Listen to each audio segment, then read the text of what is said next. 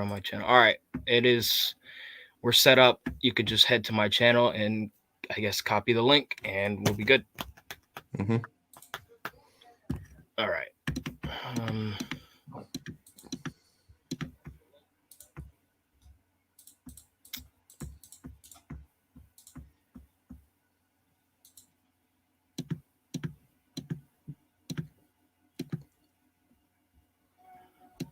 Let me make sure we're live on my channel.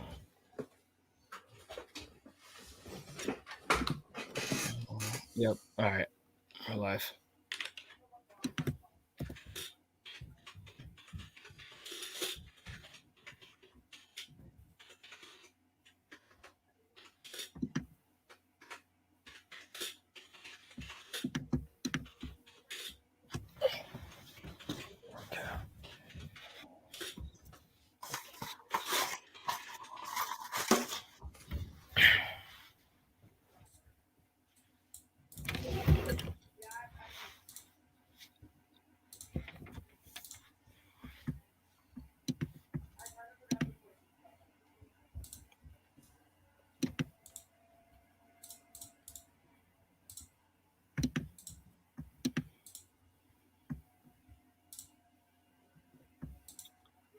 What's up, DST show?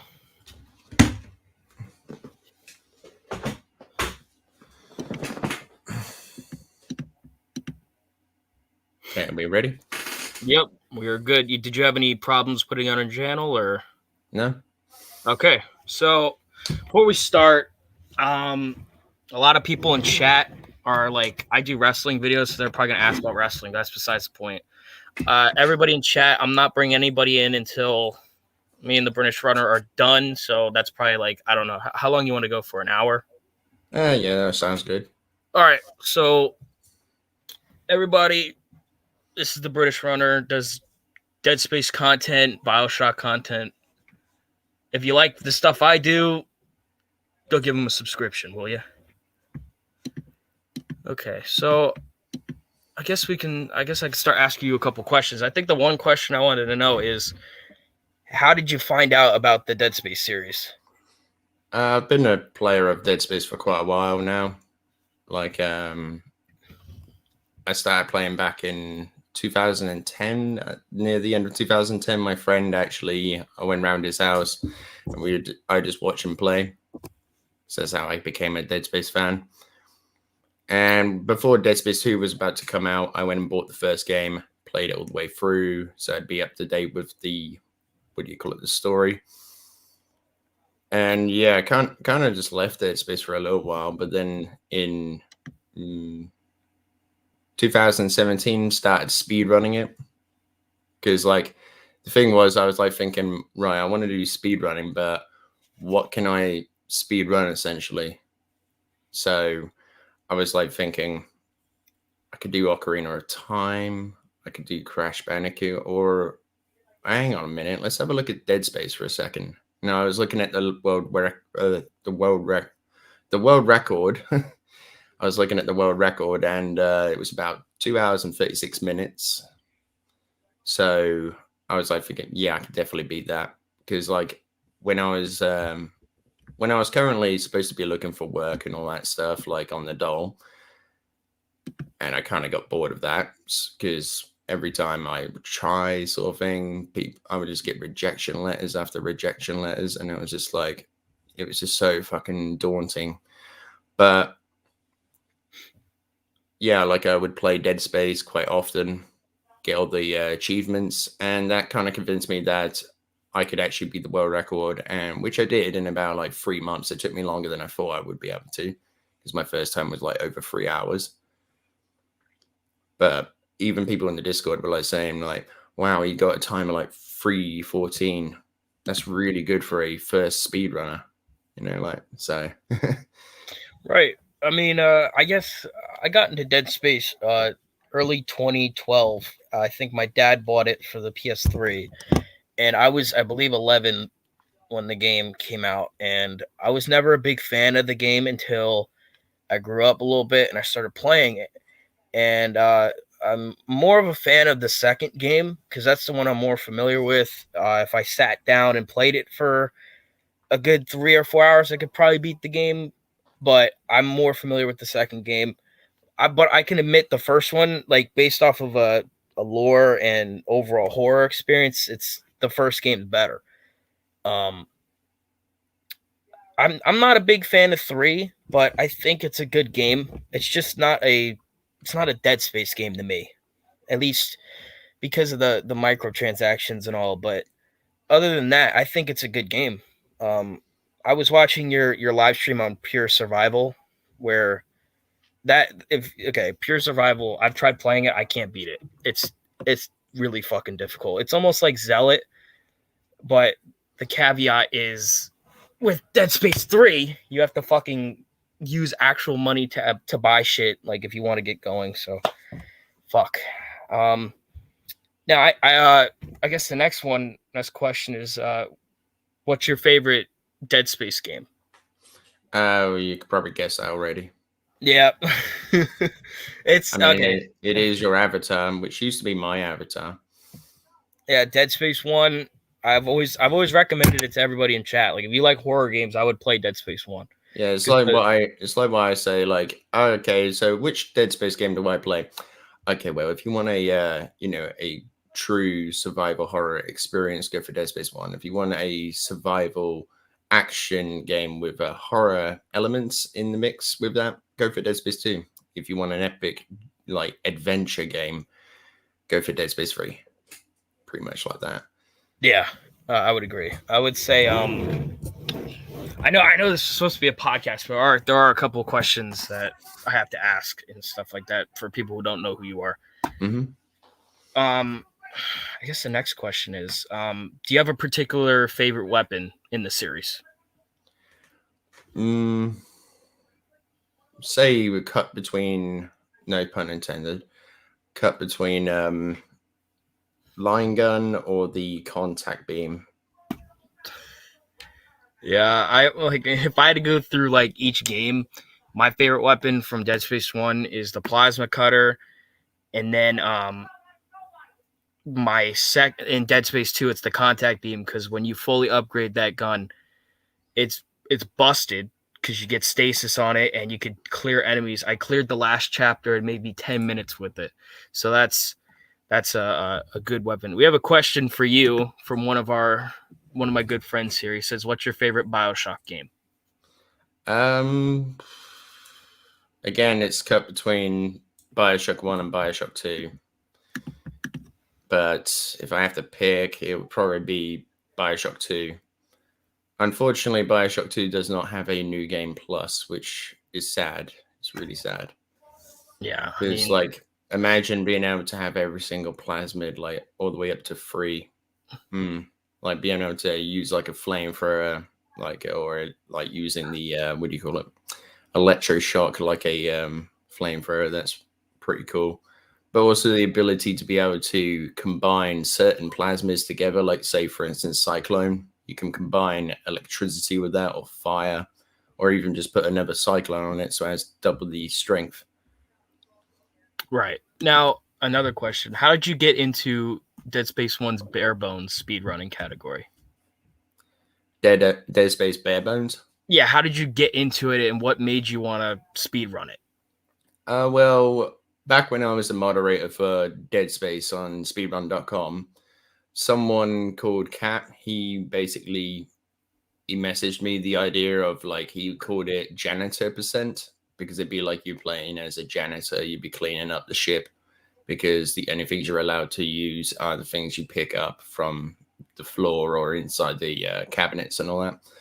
So, like, he brought that idea up and we both worked on it together, sort of thing, to bring it into the categories. And when it did, like, I didn't play it at first because I thought, well, it's going to be like there's going to be a shit time. But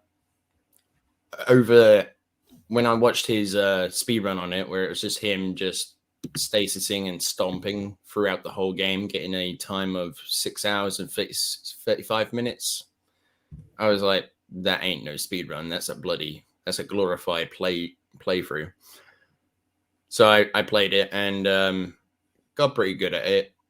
First time I got it to 4 hours and 7 minutes, and I think I've gotten it to around about 3 hours now. I'll say, oh my god, Bare Bones is really fucking frustrating for me because I'm like a casual Dead Space player for Dead Space 1. I think I'm above average for Dead Space 2, and I'm pretty decent at Dead Space 3. Bare Bones is pretty fucking difficult for, like, if you don't practice doing it, you're gonna be pretty shit at it. I was watching your stream. It's really frustrating because for anybody who doesn't know, when you don't upgrade your guns, like, they're pretty fucking shit against like later enemies, because towards chapter 9, actually towards more or less chapter 8 and 9, when you're moving the marker across the ship and stuff, you're loading it, there's enhanced necromorphs, and it takes a whole fucking clip to down one of their legs with an unupgraded fucking plasma. If you watch my bare bones tips and tricks, you could actually not use the whole mag on a single slasher. Yeah, it's like if you aim for the shoulder, if you're aiming with the plasma cutter, you aim for just between the shoulder and the arm, it would deal double damage. Right. Because like you're hitting the arm and the torso at the same time. So I only really take 3 shots and then probably an additional shot to down the enemy and kill them. Right. Yeah. I don't know if you've seen like playthroughs of no damage runs online. I mentioned one in my video. There's this guy on YouTube called In Love. I don't know if you're familiar with him. Yeah, I've seen it. I think like the way he plays the game, it's weird because can you like do that, like remembering where all the enemies are? Well, their space is pretty scripted, to be fair. Like the developers did say, like, well, every time you play it will change up a little bit, and it's like rarely it changes. It rarely changes. Like sometimes they'll behave in a different way. Like say, for instance, in the tram trench, like when that leaper in that slasher pops out, like sometimes the slasher will be slow to get you, or sometimes it will just literally jump and hit you. So, right, yeah, I don't think it's that hard to really know where all the enemies are in, but my memory is dog shit. The hardest thing is not taking damage to any super or enhanced necromorphs, and also taking no damage to the hunter, because that's a one-shot kill. Yeah. Now that's only on hardcore, right? That's on impossible. Oh, impossible. Okay, yeah. Impossible is like, that's like Zealot of Dead Space 1, right? Maybe I don't know. I haven't really thought of it. Yeah, dude. Oh my god. It's possibly Zealot. Because I always thought Zealot was easier. Yeah, I think Zealot is easier. I mean, for me, I can't beat the game without taking any damage. I can't. I take damage to the stupidest fucking the enemies. Like in the when you're going through the long ass hallway where like 4 or 5 leapers come at you, I always take damage because they're running at me. I stasis one of them, and then another one comes out of nowhere. It's fucking ridiculous. And if you don't upgrade your health, you're gonna get one-shotted by an enhanced necromorph. So it's fucking bullshit. What's your opinion about the design of the necromorphs going through the series? The necromorphs. Okay, so I think the design in Dead Space 1 was good for the necromorphs. I think they got better in Dead Space 2. I think they were the most unique in 3 because you had the you had that spider, whatever the fuck that one was called. You had the snow bitch. Yeah, the snow beast, and then you had the alien necromorphs. Those were unique. My favorite is the Twitcher. I think that one looks really cool. Like the Twitcher, and I feel like the original concepts of those what do you call it, necromorphs are probably the best, because like in Dead Space 2, they just look cartoony. Like you look at an enhanced slasher, and what the hell even is it supposed to be? Like it's got glowing eyes and shit. It's got the glowing eyes. Is just like a bloody stick insect. That's all it looks like. It looks like a bloody stick figure. It doesn't look human anymore. Like, it doesn't have any remnants to humanity, which is what the Necromorphs are. They are literally parodies of humanity in like some twisted form. But with slashes, like, what do you call it? They look slightly human. Like, all the Necromorphs in Dead Space 1 looks slightly like that used to be a person. That's what the development team was going for with the design. It used to be a person, and you could tell how they kind of died, or like sort of like what wounds contributed to their death before they were transformed, and you can see it in the design of the Necromorph itself. Like, say for instance, the stomach slashed out in the slasher, or for instance, someone's legs have been cut off for the leaper. Yeah. Or like, say for instance, the exploder, like maybe a slasher slashed part of the head off of that person, so that's why he's got a split face. Yeah, I mean, in Dead Space 2, the only two necromorphs that that don't look like people are the Ubermorph and the Stalker. Like, you can't tell that they were human. But I agree with Dead Space 1. Even the Hunter looks human. The Dead Space 2, I never found the enhanced slashers scary themselves. It's just when they pop out and you don't know where they are, that's where you get scared. Speaking of the Ubermorph, have you seen Roanoke's video on the Ubermorph? Yeah, a while back.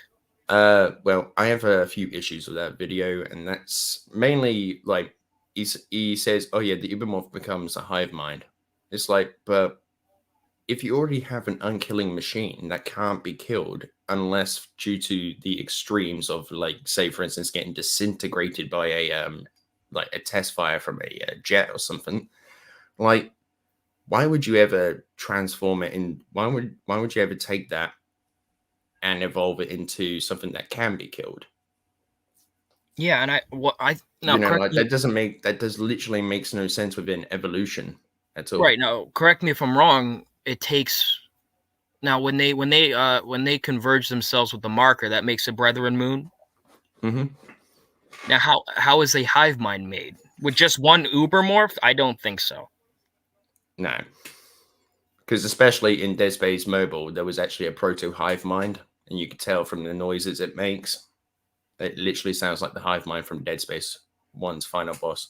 So, like, Roanoke doesn't know literally everything. He's basically speculating on what is and all that stuff due to the design of the Necromorphs, and also at the same time, being a biologist himself, like, he's kind of using his own experiences in that way. Kind of like how I do with investigating. I am no investigator, but I like to investigate into things. Like, say, for instance, I like watching documentaries on investigating stuff, and kind of picked up a bit on that. And that's why I do timeline videos and all that stuff. EarthGov, how are you? We're not doing anything illegal. Promise. We know a lot about the marker, but we're not gonna do anything. Now, okay, here's another question. Now, for like the story aspect of like lore, which game has the most interesting lore to you? Probably the first one, because it has the most media backing up. It has the what do you call it? It has the known survivors. It has the comic, or the what do you call it? The prelude into Dead Space 1, the comic that talks about, or like goes into the events before Dead Space Extraction. Then you've got Dead Space Extraction, Dead Space Downfall, and then Dead Space Aftermath, and then Dead Space Salvage. That's 7 pieces of media, compared to Dead Space 2, where it just has Ignition, Dead Space, Dead Space 2, Dead Space 2 Severed, and I think that's it, really. I mean, like, Dead Space Salvage and Dead Space Aftermath do tie into Dead Space 2, but it doesn't really provide that much lore for, what do you call it, Dead Space Aftermath would only really apply to Stross, like the backstory for Stross in the game, and Dead Space Salvage will only really apply to why is the Ishimura in the sprawl. Right. Yeah, I agree. And with Dead Space 3, it only had 2 pieces of media, being the main game and a comic that just explains who Carver really is and the space between Dead Space 2 and 3. I saw somebody in your comments section for the Carver video where they were like, he needs his own game. I think that'd be interesting because I think he's an interesting character who. Unfortunately, we wouldn't really be able to get a Carver game now because, like, what happens within Liberation. So it's like, unless you have a Dead Space that has no Necromorphs involved, then it's actually just spec op missions, or maybe Carver actually has seen remnants of the Necromorphs before. Like, he hasn't seen a Necromorph outbreak, but his team had to go into a place that used to be infested by Necromorphs. Or maybe Carver was part of the team that actually cleared up the entire Ishimura, and they, what do you call it, blacklisted him or something like that. Like, they wiped his memory of the events. Like, because I would imagine that's probably what they would do to the soldiers that took part in killing all the Necromorphs and all that stuff, and taking the ship to the Sprawl, is that they would probably either kill them or wipe their memory so that they could keep the cover story up. Yeah, I will say I'm going to talk about my least favorite thing about Dead Space 2 is the Ishimura. Like, the way that they made it, it's just I don't get scared when I'm in there. Like, I'm not scared. I'm not like, oh, this is where I used to be in the first game. It's to me, it's lazy that they just threw Necromorphs at you because that's what you've been doing the entire game. Yeah, that's the thing. The thing I would change about that is have no Necromorphs involved. Like, make it a psychological thing. Like, you know, because, like, say for instance, if we look at Halo, they took an action game and then halfway through the game they threw a horror level at you, like with the flood and all that stuff. Like, you, instead of like gun ho and all that stuff all over the place, killing Covenant and all that, like, you're in this dark swamp and it's just the ambience, and you're hearing Covenant that are scared and terrified, and you're wondering why the hell are they terrified? I'm not even there yet. And then you see inside of the entrance to this what kind of looks like a man-made cave sort of thing, like all this gunfire getting out there. And once you've done with the Covenant, you see there's literally nothing there. Good psychological horror storytelling right there, like environmental storytelling within a horror level. That's really good, and they should have really done that with Dead Space 2 with the Ishimura. They could have gone really good with that. Like, literally just had it where Nicole is just constantly messing with Isaac and twisting things and all that stuff. Like, say for instance, you go into the medical bay, and if you sit in the room where her monologue is playing, the room will cut to black, and then Necromorphs will spawn in and all that stuff. That's really good. That's really good. Like, really creepy sort of vibes. You know, you could add it where Nicole's dead corpse was on the floor and it just turns into a Necromorph. Have little things like that, not hundreds of Necromorphs flowing into the ship, because that's just kind of boring. That's the reason why I kind of get bored of Dead Space 2, is that there's literally nothing to do in Dead Space 2 other than run. Because like all you do, like chapter 1, what do? You escape the hospital. Okay, no objectives really. Chapter 2, what do? Oh, you run. Chapter 3, you run. Chapter 4, you run. Chapter 5, you run. And then you get to the ending of chapter 5, and it's like, oh, the whole Kendra thing again. Okay. And chapter 6 to chapter 7, you're just getting from one point to the other. But then in chapter 7, you actually have objectives, which is great.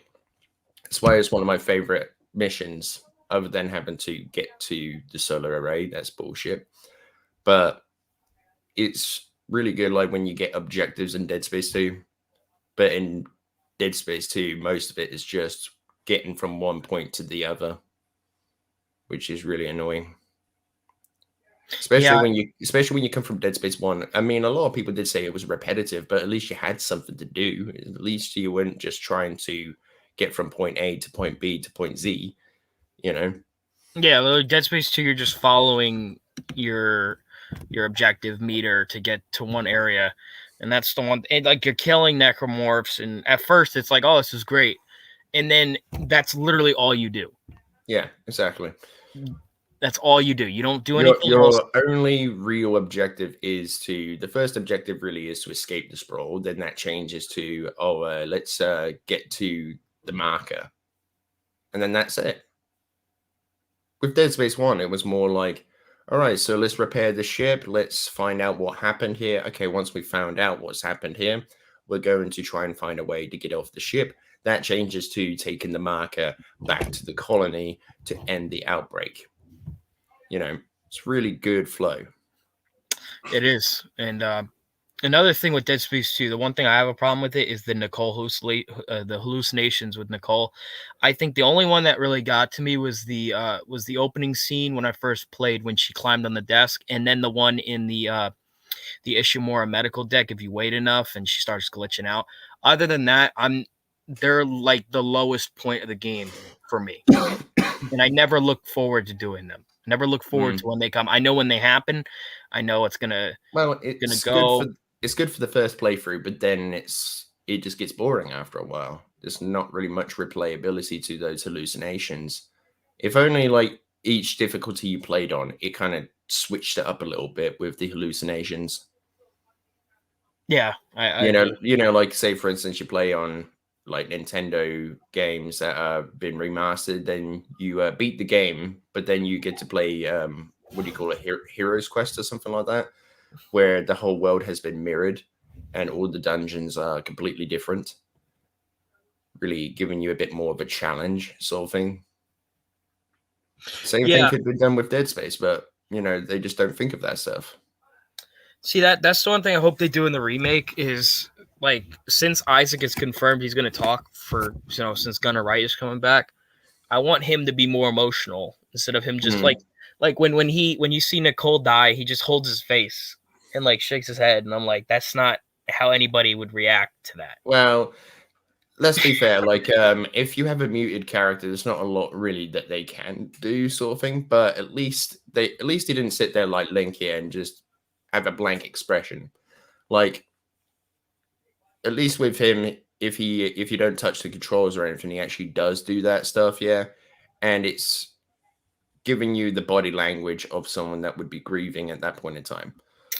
I'm not too sure if he is going to talk, but Gunnar Wright is confirmed to be back, so I would hope that they would make him talk. Yeah, they have confirmed he's going to return and talk for Isaac, and that they're changing quite a lot of things about Dead Space. Is something I don't really like, to be fair. I don't like all these big, massive changes. Like, say, for instance, being able to pull the limbs off the Necromorphs, because that kind of changes the narrative of Isaac's first encounter with the Necromorphs. Was that now? What were your thoughts on the I guess you could say the demo of them playing it on the? Have you seen the video?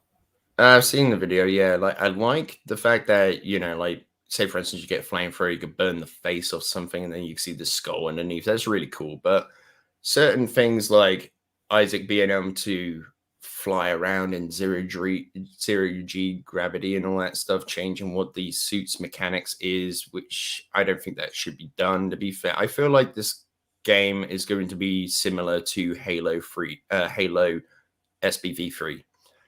And what SBV3 is, it's a mod developed by fans that basically want to go law abiding. So basically, instead of like everything with Halo Combat Evolved being really great, you now have, or really balanced, should I say, you now have an unbalanced. Literally every single weapon in the Halo canon is in that game now.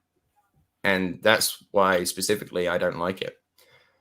Like, I don't think that should really be done, because that just makes the game unbalanced. If they do it in Dead Space where they bring us every single gun prior to Dead Space 2, then that'd be great, because like at least then that'd be like a step down from what they did in SBV3. But if they were to go full-fledged and say, fuck the store, fuck that, let's just have the maintenance benches back, it's just like, no. You could have that as a game mode, but I don't want that for the actual main experience, to be fair. Yeah, I agree. I agree with Earth Government here. I like the models that they've shown. I think the game looks great, like for models and the little in-dev thing that they did. It looks pretty good. One thing I didn't like about the models was that they were comparing the level 3 suit to the level 1 suit. And I was just like, really? I wish Like, we were shown the basic suit that you get like when you yeah. first start the game. I wish they showed that. I wish they actually either that they showed the difference between the level 3 suit and the one that they have in early development. But I hope to God, yeah, that the game is not coming out next year, because that is going to be terrible, They in need my more opinion. time. They need a more lot time. more time. Like, I mean, don't make the same mistake as bloody Dead Space 3, where like EA took the concept, it was halfway through the development, and they literally said, no, fuck that. No one wants a psychological horror. They want action. Give us action. And then you got Dead Space 3, which flopped because EA's CEO at the time was a marketer. He wasn't thinking of the bigger picture. So, he was I thinking too mean, much about how to get kids to buy Dead Space. no. Dead Space is not a kid's game. Yeah, It's far exactly. from it. It was Exactly. made for the intent of being for adults. I mean, we're talking about the company that said for years there's people don't want single player games, they want multiplayer games, which is complete bullshit. To be fair, the suit that was shown didn't look so good. If you ask me, it looked a bit more, what's the word, heavy. It does look too heavy. Compared to the suits in Dead Space 1, they looked better. And I think the suits in 1 look better than 2. I don't know how you feel about that, but Yeah, some suits in, like, say for instance, the engineering suit looks kind of poor in comparison to the original suit. Like, it just looks too polished in my opinion. Like, it doesn't look, it just looks like, what do you call it, came straight off the maintenance line or some shit like that, or straight off the manufacturer line. The same yeah. thing with most of the suits in there, except from the vintage suit that actually looks beat up and all that stuff. Like, Yeah, it actually looks like it actually has had a bit of damage taken to it and all that stuff. With Dead Space ones, though, they actually look more like you would expect a futuristic miner to look like, or a futuristic engineer to look like. yeah, because for the suits to jump, like when I first played the game, after I played Dead Space 1, I saw the security suit. I was like, this looks like something he shouldn't have, but like Well, why is it giving let's it to him? let's be fair. Like, what came before Dead Space 2, but after Dead Space 1? Was it the Wii game? No. Marvel's first Iron Man. movie. Yeah, Iron Man. So they looked at Iron Man and thought, oh, that'd be absolutely amazing if we could have that in Dead Space. And that's why you have suits that literally uncoil like that with the head. It's just like, come the fuck on. Like, what's going to be next? In Dead Space 4, we have nanotech suits where the entire suit just goes into a backpack. Like, come the fuck on. Just because it looks great in a different franchise does not mean it's going to work well in another franchise. No, I mean, I like the It'd be suits in like Dead it'd be Space like 2, if they made Warcraft. It'd be like if they made Warcraft 4, but instead of the undead, you're fighting necromorphs. It wouldn't work. Simple as that can fucking be. Like, just because it works in one franchise doesn't mean it's automatically going to work for another one. Yeah, I like the suits in Dead Space 2. Don't get me wrong, I think they look good. My favorite suit is probably the advanced suit. I think that looks the best out of all of them, besides the vintage suit. And it was a huge drastic change from the first game, because that was like, the ship was a planet cracker, so they made suits that fit that environment. Now you're running around a station with this light ass suit that's made for combat. Yeah, but especially with the movement as well, Isaac acts more like a super soldier than he does a regular person. And that was why Dead Space 1's Isaac Clarke was a lot better, in my opinion, because it was actually like, if somebody was thrown into this outbreak, how would he act, essentially? Like in Dead Space 2, he acts like he's a bloody super soldier. I've seen people say, "Oh, well, that it came with his experience, him being experienced and stuff." I was like, no. Him being experienced in, like, what do you call it? Probably about like, oh yeah, he had like 5 hours of experience in the Ishimura, probably. Yeah. Probably. It's 5 to 6 hours, not even 10 hours he would be moving like that sort of thing, like acting like he's bloody Captain America over here. And then in Dead Space 3, you can just roll around with him. You could Yeah. just do rolls, and he's acting like Yeah. he's experienced combat. Dead Space 3 is just, what do you call it? What happens if Gears of War and Dead Space collided, basically. That is Dead Space 3. That is Dead Space 3 is essentially a baby made from Gears of War and Dead Space. It's just, and it's so stupid. The fact that you can take cover and all that stuff, and you can roll and all that stuff, like the thing that made it unique was that you weren't fighting humans. You weren't fighting people. You were fighting alien monsters that you couldn't just duck behind because they could just go. They run around at you. Like I didn't like that part of Dead Space 3 is that you had to shoot people. That just broke my experience. The thing that made Dead Space unique was the HUD system and the dismemberment system.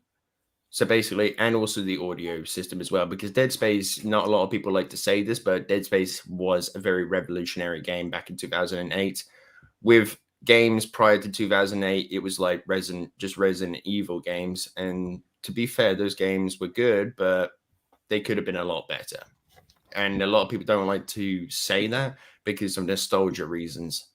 So what do you call it? Like with Dead Space, it had great audio, it had a good story.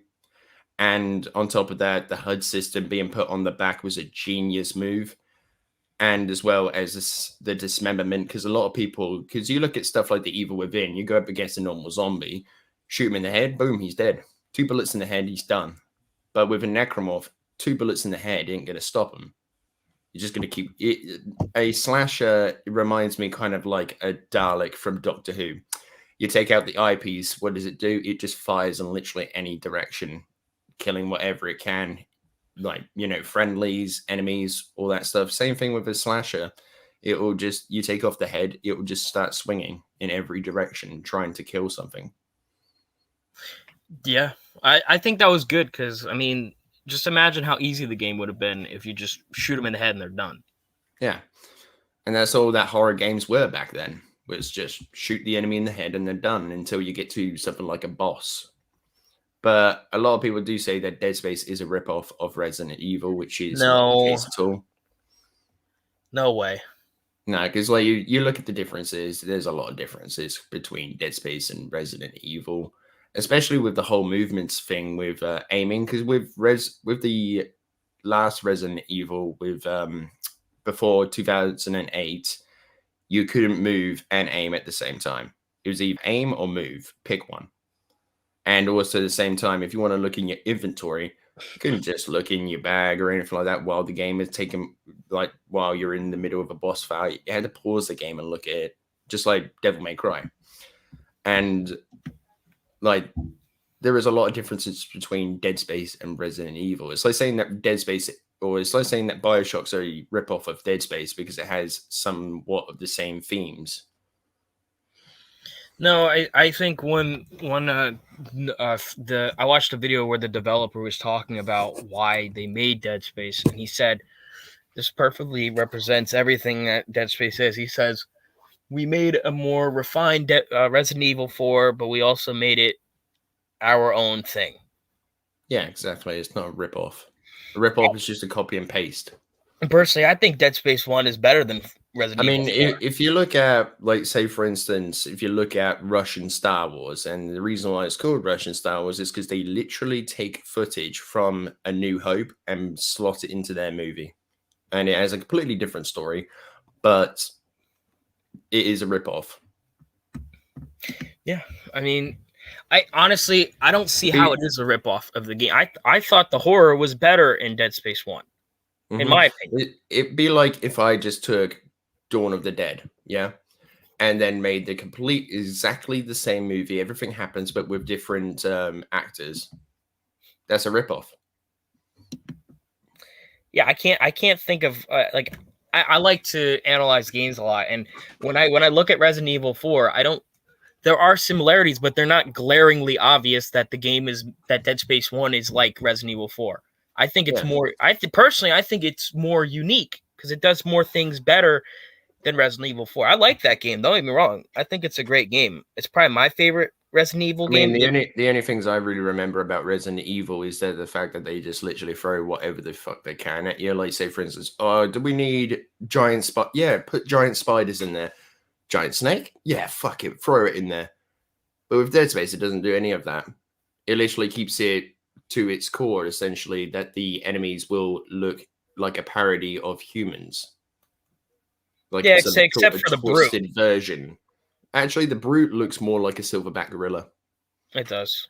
Yeah, so like it does have something to do with humans because we evolved from apes. Yeah, So the only necromorph. it would make sense for a necromorph to look like that if they were compiled together to, Yeah, you know, be a tank essentially, because that's what a silverback gorilla really is a tank. If it got a hold of you, it could literally rip you in half with ease. yeah. Same thing The with the only brute. necromorphs from Dead Space 1 that don't look like humans are the Leviathan and the Hive Mind. Those are the Yeah, only well, the ones. hive mind's just like, what do you call it? It's just all these corpses stuck together essentially. Yeah, that is. I mean, So it'd be a bit weird if you had like a what do you call it? An enemy that looks like a person sort of thing, but is a giant sort of thing. didn't they plan Dead Space to be System Shock 3? Yeah, Mm-hmm. Yeah. that's true. They were working on System Shock 3, but then they decided to do Dead Space. Yeah. Yeah. Have you played any of these System Shock games? I've never played them. No, the closest I've gotten is Bioshock. Yeah, I haven't played Because System Bioshock Shock. and System Shock, there you could actually probably say that Bioshock is a bit of a rip-off from System Shock, a little bit. But between Resident Evil and Dead Space, I just don't see it. No, I don't see it either. And I mean, the people who are telling me it's about like it, it's they're like it's like it's like saying that what do you call it? Medal of Honor is a rip-off of Call of Duty. no. When it's not, it's just a different perspective. I mean, they don't play alike, do they? No, I don't really no, play they too don't. much of Call of Duty though. Medal of Honor was more realistic than Call of Duty. Call of Duty is a fast action-paced game sort of thing. Medal of Honor was more historically accurate. Right. Now, do you play Call of Duty? I used to. Yeah, my cousin was getting excited about Vanguard, and I was like, I haven't. The last Call of Duty I played that was actually good was Black Ops. I personally refuse to play any campaign of Call of Duty after Black Ops 1 because every single one, it just feels like it's an additional Die Hard movie. Yeah. How many explosions can we fit into one mission? I don't know, about like 100 maybe. It's I mean, not. Modern Warfare was more realistic than any of the new ones. And I Modern just Warfare don't. did it. The new Modern Warfare, I mean, is really realistic. Okay, so we have a question here for you from Earth Government Colonial Assistant. He says, "Hey British, now that I think of it, on the Aegis colony, how is it that nobody of the CEC found, I don't know, the remnants of the Sovereign Colonies lab where the first Aegis incident happened?" Well, that happened 200 years ago. So if you think about it, it does actually make a little bit of sense. Maybe the sovereign colonies actually destroyed their labs and all that stuff in an attempt for no one to find out what actually happened there, because they were trying to keep it hush hush and secret while the secession wars were going on. But then again, if they didn't do anything, yeah, 200 years is quite a long time. And Aegis 7's atmosphere and like the dust buildup and all that stuff could have easily what do you call it, buried the labs essentially. Right. Now, I got a question for you. Now, do you think if the remake of Dead Space 1 does well, do you think they'll greenlight a Dead Space 4? I don't know, to be fair. It is EA we're talking about. Yeah, I mean, they were talking about they wanted Dead Space 3 to sell like 7 million copies. I mean, I would say go with a Dead Space remake, yeah? And then if that does well, then make Dead Space 2 and 3 remade. And actually give a shit about the story this time instead of creating a huge ass retcon. Because people like, say for instance, Joey, he like says like, oh, well, in Dead Space 2, the the contagion was stolen by the unitologists, and then it started in the public sector. But it didn't start in the public sector. If you play Dead Space Mobile, the Necromorph outbreak actually occurs in, part of the government sector, which is explained in my next timeline video. Yeah, I can't wait for that, dude. That Unfortunately, everyone's thinking, oh yeah, it's going to be just like the others. It's like, no, it's not.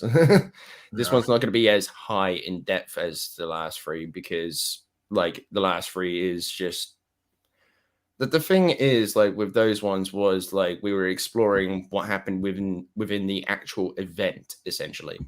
Like, say for instance, a documentary series I used to watch called Seconds from the Disaster, where they go through the entire event and then they basically tell you what happens in each sort of moment, and then they go at the end of it, they go back all the way to the beginning of that day, and then they count down the seconds from disaster.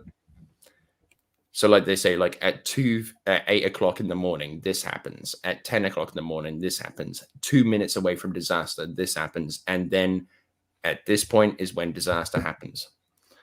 So that's essentially what my timeline videos were for the first three. So for the Aegis system, we're going through how the comics tie into Extraction, how Extraction ties into Downfall, how Downfall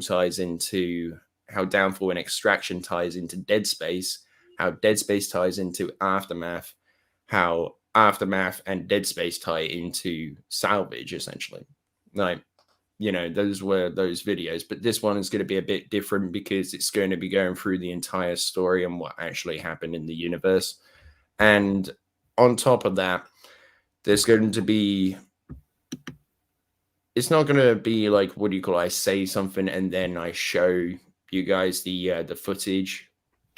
That's not going to be a part of it, because we're not going through every single event like superly in depth, because I don't want to make my first three videos obsolete, essentially, because nobody will watch them then if they could just watch a 6-hour video of me explaining the entire universe. But it will be going through things that I can safely say I haven't actually touched upon with my videos yet. Right. Like, say for instance, the rig system, or the the moon skirmishes, or say for instance, like how the marker helped to shape the world we have today. Right. That whole forced evolution thing. Yeah. So, I mean, it didn't actually force us to evolve. It just kind of brought, like, say for instance, there's a big point in any documentary you'll probably see about how humans became, or how apes became Homo sapiens, or whatever you want to call them. There was a big change in Africa at that point, and that was the the resource wars as well. Two plates had basically shifted, so it kind of buckled the terrain and pushed the ocean out, essentially. And that created mountains, which kind of dried up the entire rainforest, which forced humans to evolve, or forced apes to evolve into Homo sapiens. So instead of dragging their knuckles across the ground, they actually just stand on 2 feet. And that's basically really it, really.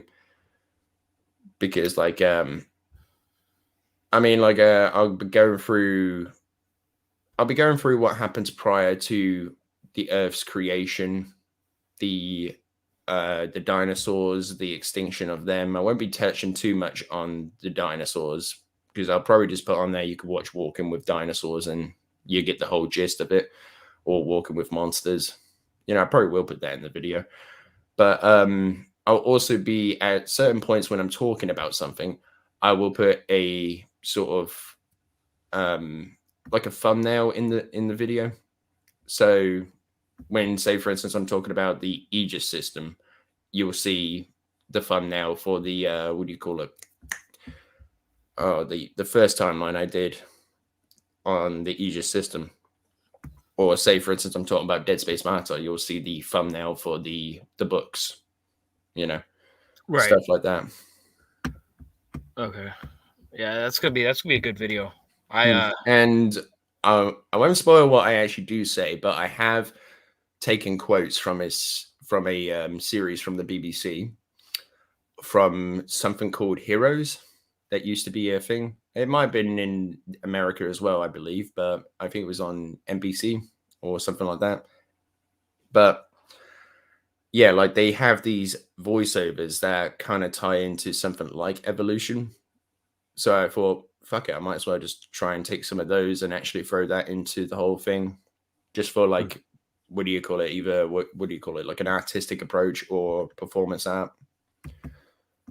And I think they sound pretty good. Like right. I could play a demo for you if you want. Sure.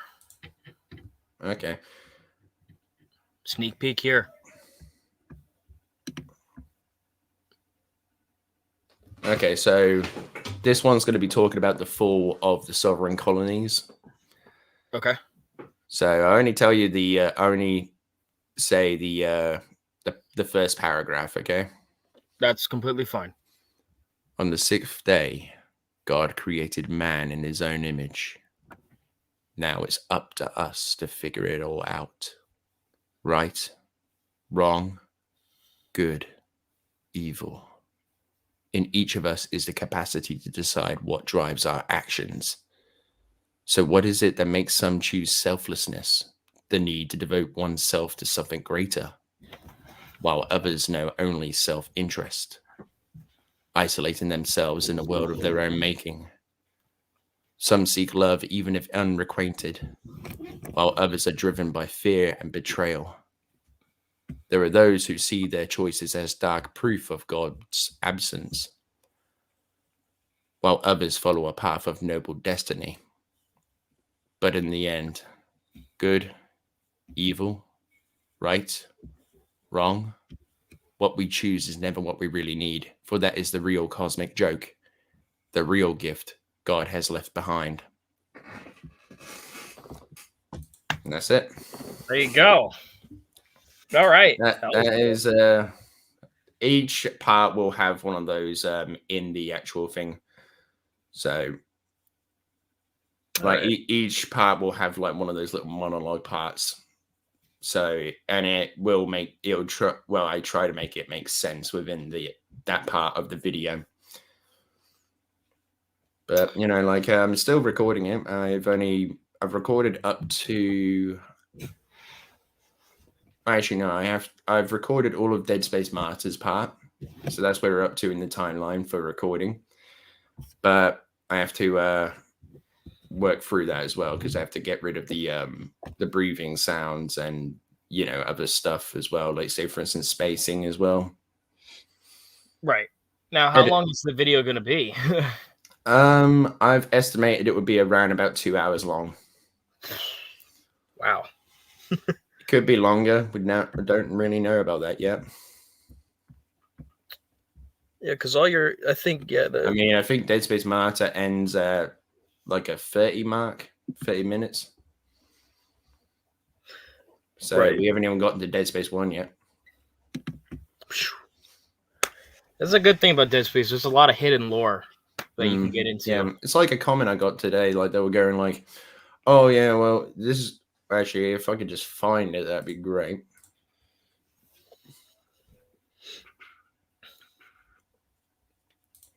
Hang on a minute, bear with me. No problem.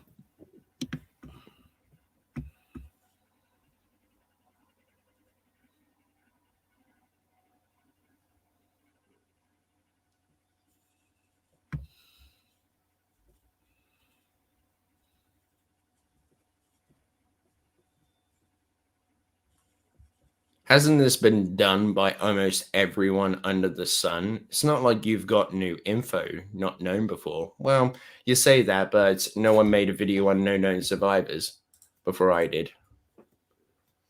That's true. So nope. I didn't find. I will be touching on certain subjects that haven't been covered in the lore before.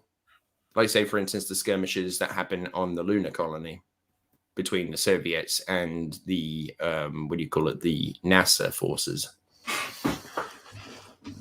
I don't like it when people they say you can't add things to something just because it's been done before.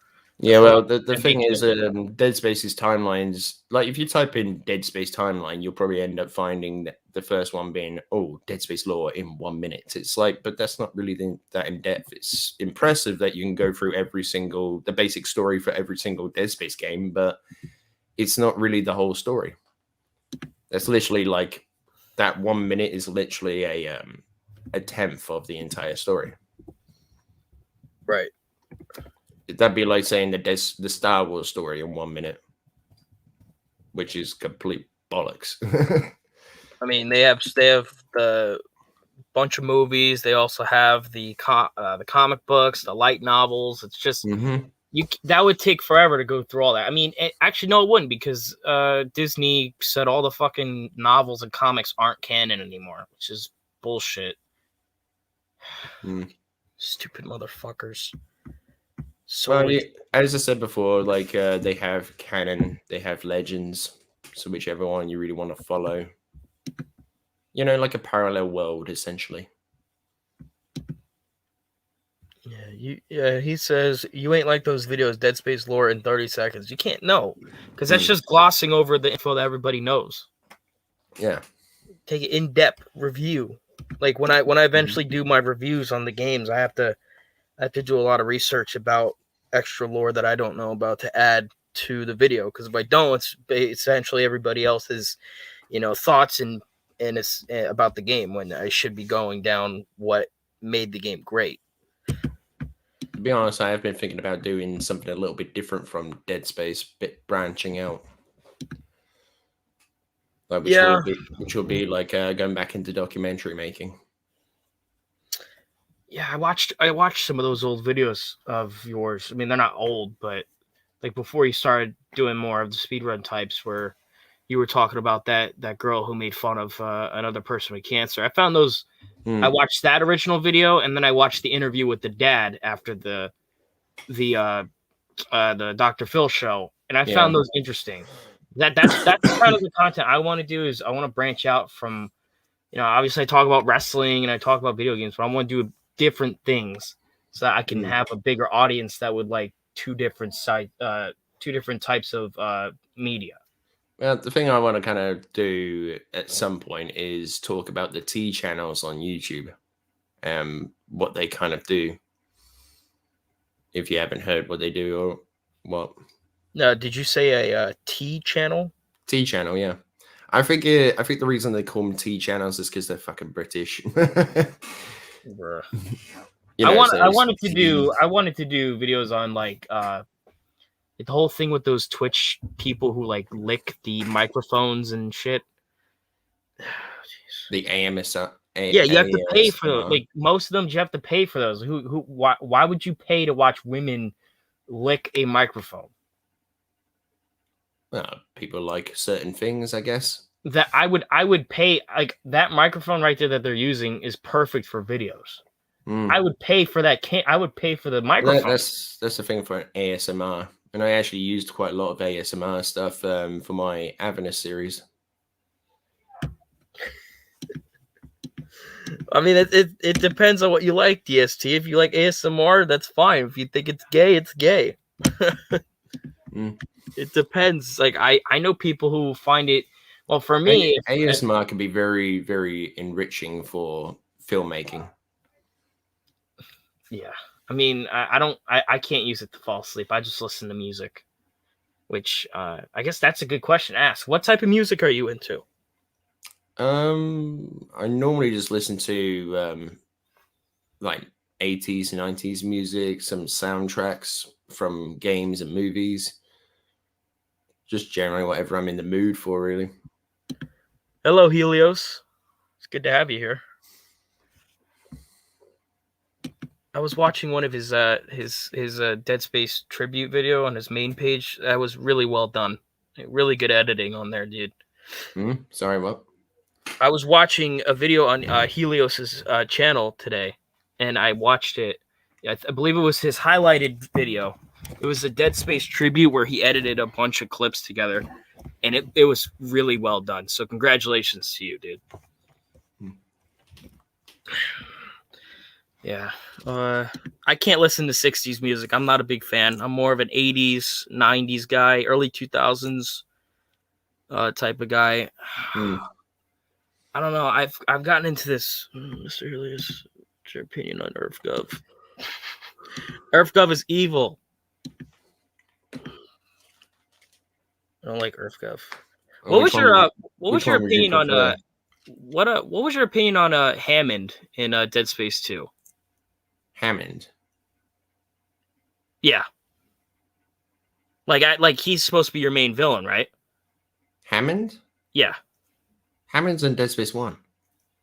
Oh no, not fucking Tideman, my bad. Just a typical villain essentially, but he's not really a villain. The real villain is the Overseer. Right. Yeah. The old guy from Dead Space Aftermath. He actually says, like, to him in a call, he's actually like, oh, we heard about the evacuation. We are not impressed. Like, it's like, what, he wasn't supposed to evacuate the people? They actually wanted, an outbreak to occur. They're not impressed with, for him to evacuate people.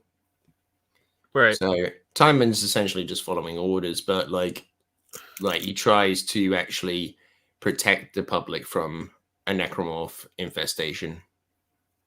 But it just every single time he tries, sort of thing, it just doesn't work out. Like, say, for instance, Vandal from Mobile, she becomes convinced that if she powers down the whole sector, then the crossover tubes will just automatically lock down, essentially. But if you can guess, it kind of did the complete opposite. And Necromorphs were able to spread into the crossover tube towards the public sector. Is there a way to play mobile? I think it's on the Google Play Store. It's just that, quality will probably suck because certain phones will not play audio and all that stuff. Wow, is it actually on the Google Play Store? I didn't know that. Might be. Let's see. No, they just have the movies and the books. Okay. They could always play it on an emulator, I guess. I've never played Dead Space Mobile. I know there's... I mean, what phone do you have? Samsung A20. It's pretty old. 1, 2, 3. Yeah. Yeah, I don't have it. Oh, well. Probably on the iPhone. Probably. It's probably... fuck. Oh, yeah, okay. BlueStack I could use. I've used that before. It's an Android emulator. I could probably use that. 1, 2, 3, 4. Okay. Is there any questions you have for me? Since I asked you a lot of questions. What made you start your YouTube channel? So essentially what made me start my YouTube channel was I'm a big wrestling fan in the United States. Well, I was. And at the time, well, it's still pretty bad. At that time it was bad. So I was like, okay, let me make some videos where I just talk about it, and I started making a couple of videos, and then people liked my content, so I said, all right, let's keep making videos. And I guess the reason I really started it was to do something else with my life, because I was just essentially, yes, the WWE. Yes, that is the wrestling that I cover on my channel. I wanted to do something else with my life instead of just getting up, going to work, and then coming home and play video games. I'd rather sit down for an hour making a video and then editing it for another hour instead of just doing the same shit I did every day. So yeah, it's same thing with me, really. Like, the work in life just isn't as fulfilling as it used to be. No, it's not. It's not, because when I would come home, you go to work, people treat you like shits because they can. I mean, in my last workplace, most of them treated me really well. They really liked the fact that I was a hard worker and all that stuff. But then you'd get these 18-year-old girls that are just absolute bitches, you know, simple as that could be. And, you know, now that I can actually do this full time, which I do this full time as a job now. So what do you call it? Congratulations. No, thank you. Like, I don't have to deal with any of that, you know. I know what you're talking about. I with can 18-year-old control girls. what I deal with. If there's a comment that I disagree with, I could just ignore it, or I could put out a point, or I could, you know, like comment back or something like that. You know, I have complete control over that engagement. There at work, yeah, there would just be absolute assholes, and I don't have time to deal with that in my spare time. I don't have time to process that because I have to do. It's like that. Them was saying like, I can't believe you get 3 days off. It's like, yeah, but I'm not just fucking about on my days off. I'm actually doing something on my days off. You know, you guys, what do? Oh, you either go out and have a beer with your friends, or you go and have a day out, or you stay in and watch TV. You know, me, what do? Oh, every day I go home from work, I get on the laptop, I go on YouTube and all that stuff. I start typing away on for a script, and then I go and do recording. And it's every day. It's an everyday thing for me. I don't take days off. I mean, if I really fancy it, I'll go out and for a couple hours and just go have a drink and see who's about. But like most of the time, it's just scripting, recording, editing, and live streaming. Yeah, I mean, I can't go out with friends anymore. I mean, mainly because I don't have any friends anymore. But Well, I wouldn't go out with them because what they would want to do is they would want to get up hella early in the morning, then they would want to spend all day, and I'm like, I prefer to either hang out with you for a couple of hours and then come home, do my own thing, and then do it again tomorrow. The thing is, I don't really go. Like, I have friends, but not really. Essentially, if you get what I mean. But like, Yeah, I if, understand. let's say, for instance, I'm going on a night out with a couple of people that I know. Like, I would rather go out by myself, to be fair, so I can be in control of what I do on that night. No one else is to say, right, drink up, we're going to this place now, or I don't want to go there, let's go somewhere else. It's like, no, we're going here. Or you can go there, but you're going by yourself. It's like, okay, fine. So that's why I go on nights out by myself, but that's a rare occasion. Yeah, I mean, most of the friends I have now are people I met online. It's really, Yeah. Those are like the only people I talk to besides my family. Like, my other friends are probably doing something. I have no idea. Most of the friends I had were in high school, and they're probably doing something they're not supposed to. So I try to not associate myself with that. I'd rather move on, do my own thing. And if we meet down the line, that's great. But I'm not really too worried about what you're doing. Yeah. It's dumb. I don't really need friends, to be honest with you. I got my family, so that's all I need. Yeah. All right. I think it's been about an hour. Yeah, it has actually. Shit. Unfortunately, we do not have EarthGov here. We have the government, but they are probably listening to us right now, so I will probably be getting a call later on. All right. New comments. Yeah, pretty sure it is wise. It's just common sense, really. Why associate yourself with people who are just going to bring you down in the long run? Yeah, That's exactly. not how I think. I mean, a lot of people aren't who they say they are anymore. You know, like they say that, yeah, you're friends, but then it turns out they're not really your friends. Yeah, I don't trust people online. Man, I used to have a crush on a girl that, like, what do you call it, said that we were really good friends and all that. But then it turns out that she wasn't actually my friend at all. She was just pretending to be my friend because she felt sorry for me. She actually literally told me that. Jesus fucking Christ, dude. Do you have no shame? Is what I would say to her. Well, she's a very egotistical person. Yeah, I I haven't. mean, associated I myself. was going through a very dark time in those periods, and she thought it was all about her. Mm. You know, she even posted it on Facebook. Just like, come the fuck on. Yeah, you can't be this stupid. I had to break up with my girlfriend because I wanted to focus on my life.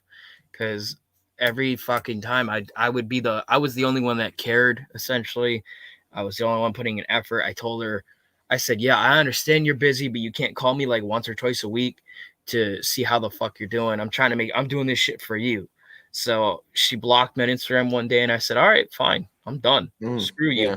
I'm I going to mean, work on myself. It's like a video I saw, like this guy is explaining why he has to work 80 hours a week because he doesn't want his family to be homeless. And yes, like he says, like, me and my wife, we made a decision. We both agreed that we wanted her to stay home with our son, and she could do the house chores and get the, what do you call it, food ready on the table for when I get home, and I'll work 80 hours a week so that my family isn't homeless. And if that means that I am too tired to cuddle at the end of the night, yeah, it's going to be like that. But, you know, this is why the male suicide rate is up so high. And that is because of women's expectations shoved down men's throats, essentially.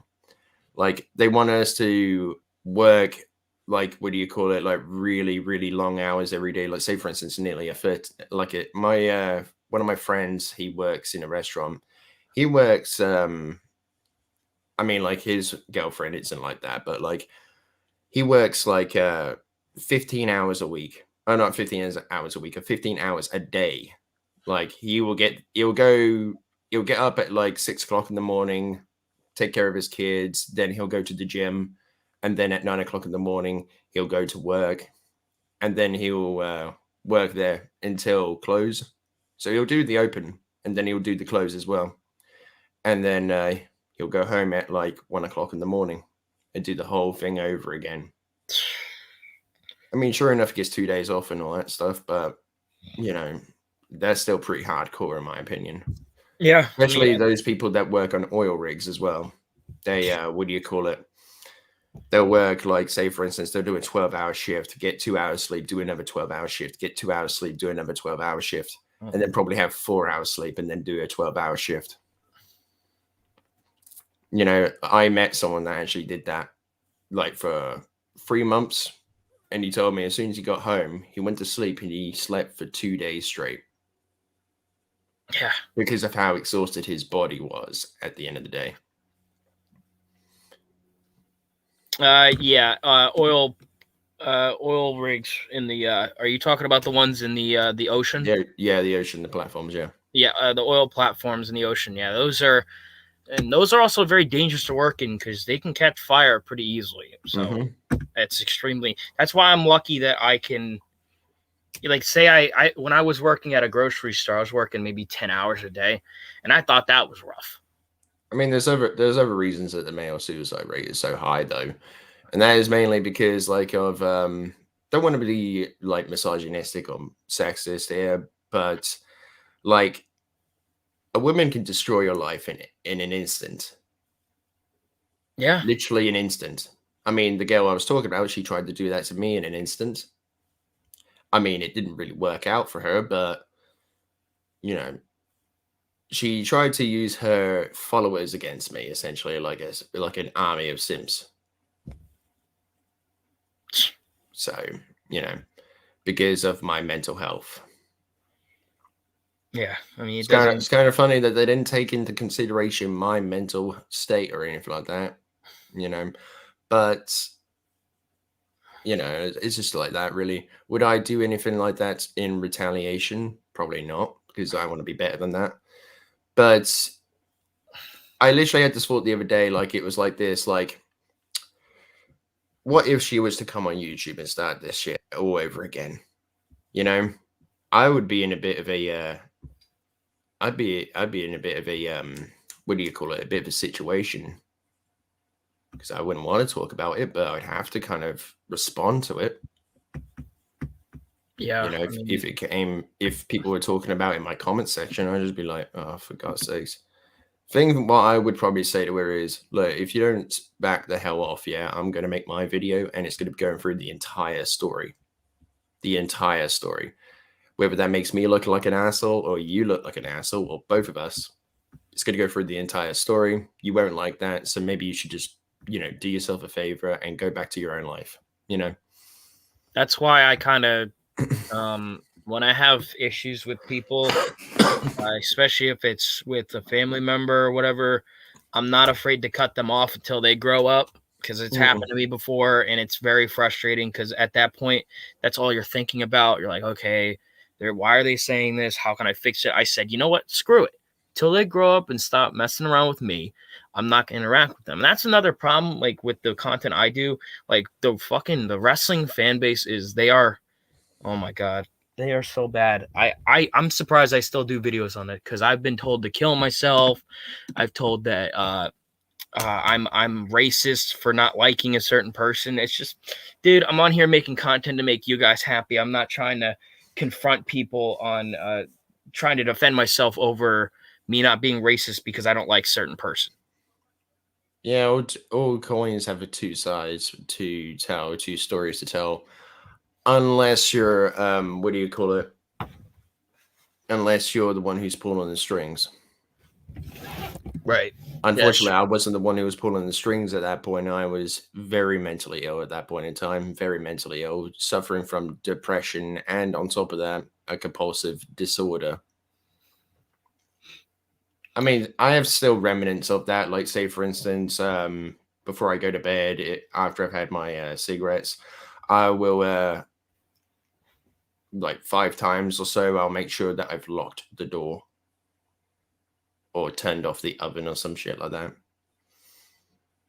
Yeah, I don't have a chronic disorder like that, but I have very high depression, and I have anger issues that are not as bad anymore. But I have chronic depression, so that basically means is or at least I think it means this, that the depression is it will always stay with me. So like if I feel like I've beaten it, yeah, it's not beaten, it's just laying dormant inside my head, and yeah, it'll come back sometime. It just takes a certain thing to set it off.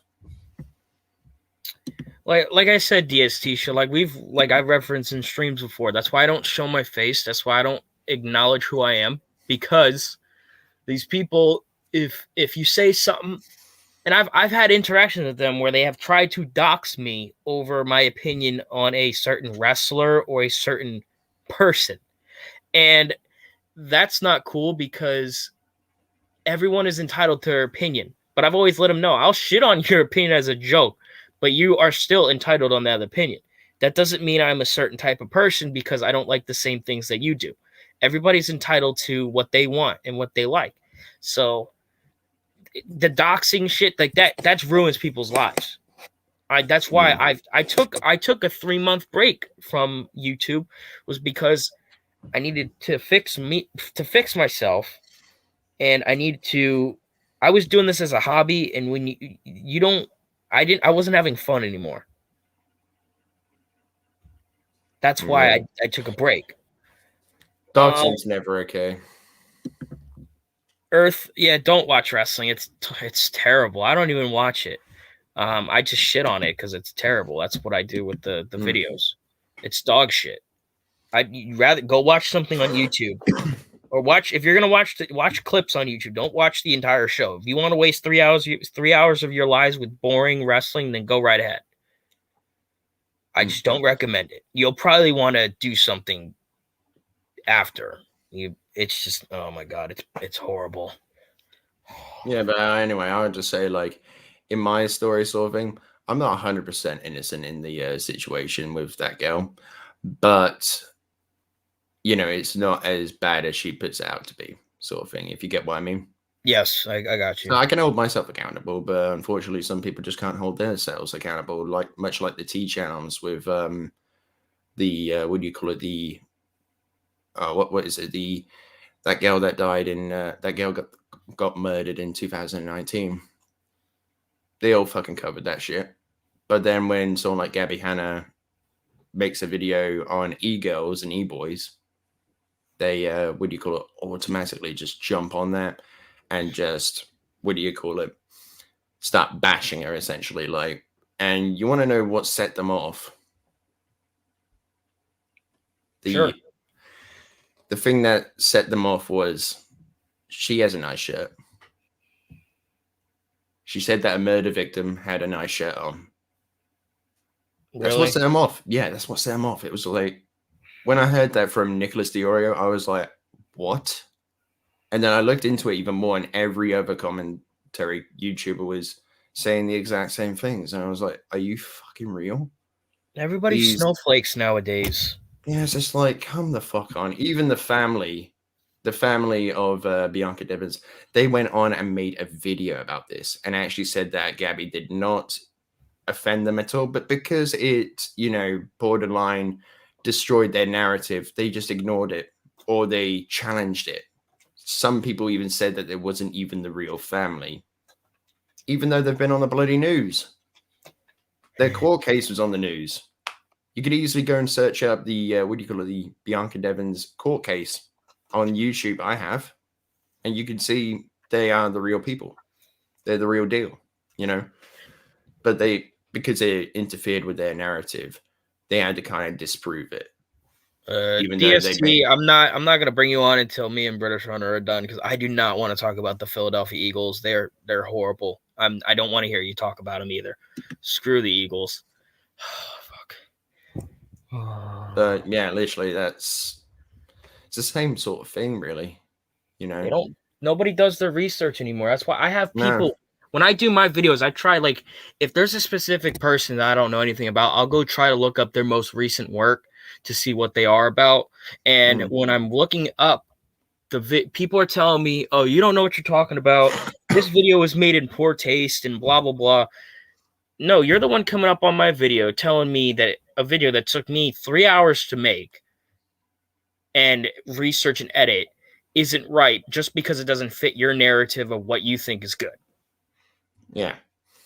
I mean, if anyone wants to actually get the real story out of situations, you go watch people like Willie Mack's show or whatever it's called, or Nicholas DiOrio, or Black Wolf Mountain, I think his name is. Like, they do all kinds of like sort of documentary style of commentary videos.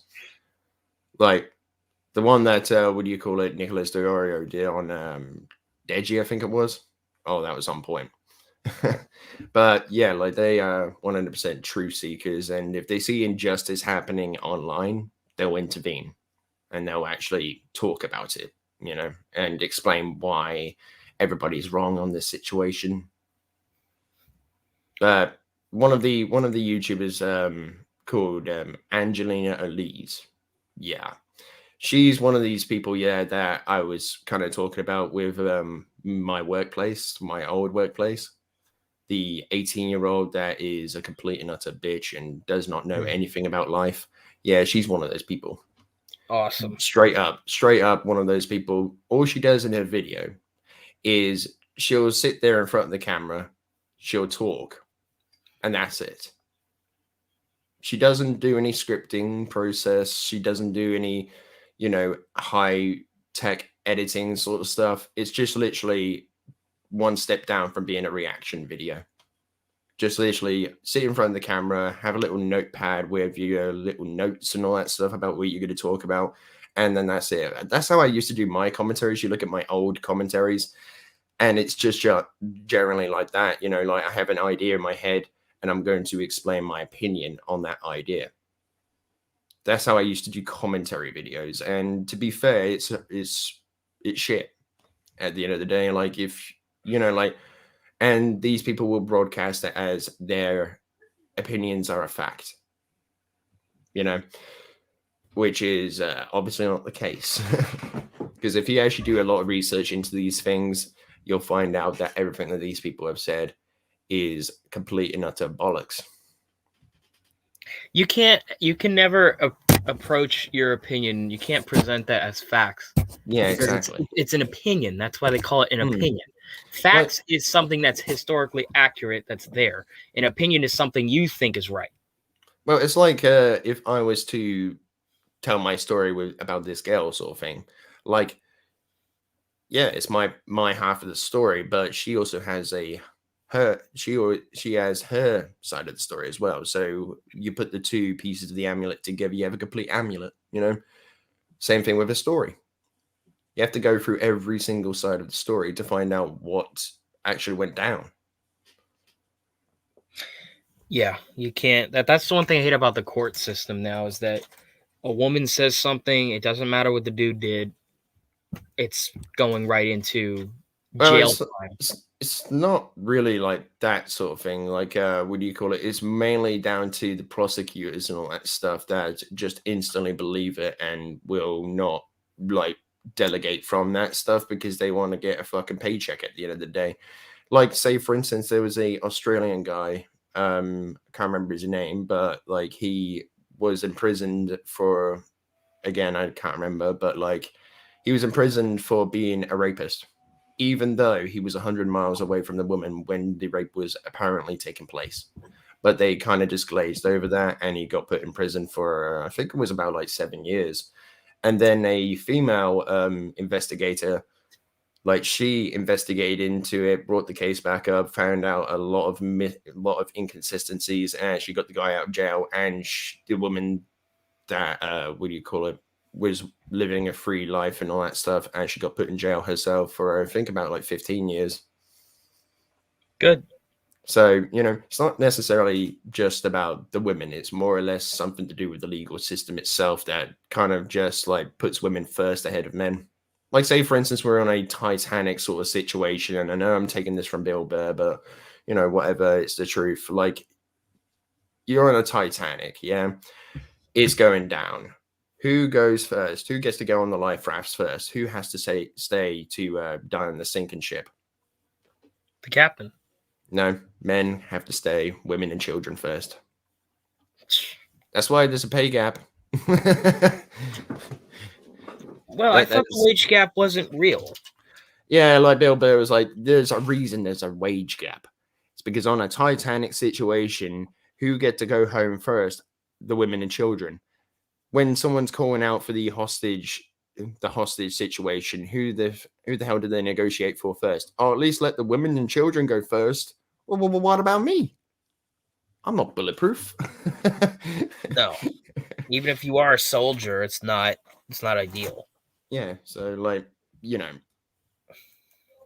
I mean, in certain things, like, what do you call it? Some scenarios, men do have a better, like, say, for instance, social standards, men do have it better. Like, say, for instance, you're a guy that sleeps around a lot, you're considered a legend. But if you're a woman that does that, you're a slut, But like in our social sort of lives sort of thing, men have it a lot better than women do. Because that's derogatory towards women if they do that. If a man does that, he's considered an absolute legend. Like he can juggle 3 women at the same time. He's a legend. Oh man, you're screwing 3 women, but when it's with a woman, it's like, oh, you're complaining about why you can't find a guy. Here's why. Yeah, well, there's a difference with that one as well. Like, the difference is, that there are women out there that will just, they will treat men like trash because they think that their standards are so bloody high. Yeah, it's unreal. Like, they want to have a husband that will take care of them, like do everything for them, literally all that stuff. But they'll treat every single guy like he's a bloody stepping stone, to get to that point. And when you eventually get to that point, it's like this. Yeah, you have every single guy standing in a what do you call it? Say for instance, there's a mile long swimming pool, okay, and it's not right. It's a mile long from left to right, but it's only like, what do you got, 10 feet wide. You could easily swim across that, but you don't want to get your dress all wet and all that stuff to go and meet your guy for the date. So every single guy that has either asked her out or done something with her, they stand in the pool and she gets to walk across their heads, essentially. So that's what I mean by stepping stone. They'll use that person for a certain period of time, throw them away like they're discarded trash when they have no more need for them, but then they'll go to the next one and the next one and the next one until they get the perfect guy. Which is just not real. Like, there aren't perfect men around. So yeah, exactly. So like they're using the fantasy of that. There is what do you call it?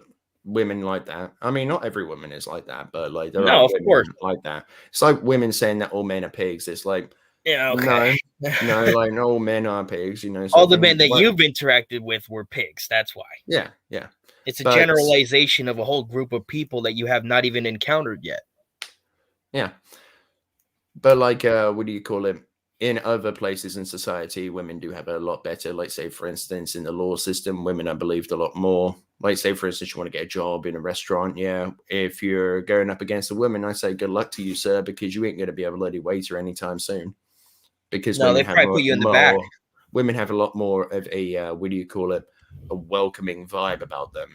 Because more appealing for men too. Yeah, exactly. So they're aiming I mean, like if you have a female, a fit female barmaid sort of thing, like guys are going to be more eager to spend their money in the bar than it would be them with a just a upstanding gentleman sort of thing. You know, right? The women can treat you like trash, or they care and all that stuff, but they'll still spend money and buy, drinks and all that stuff because there's a woman behind the bar. And that's why you see more women behind in as barmaids instead of in places like the kitchen or in management or something like that.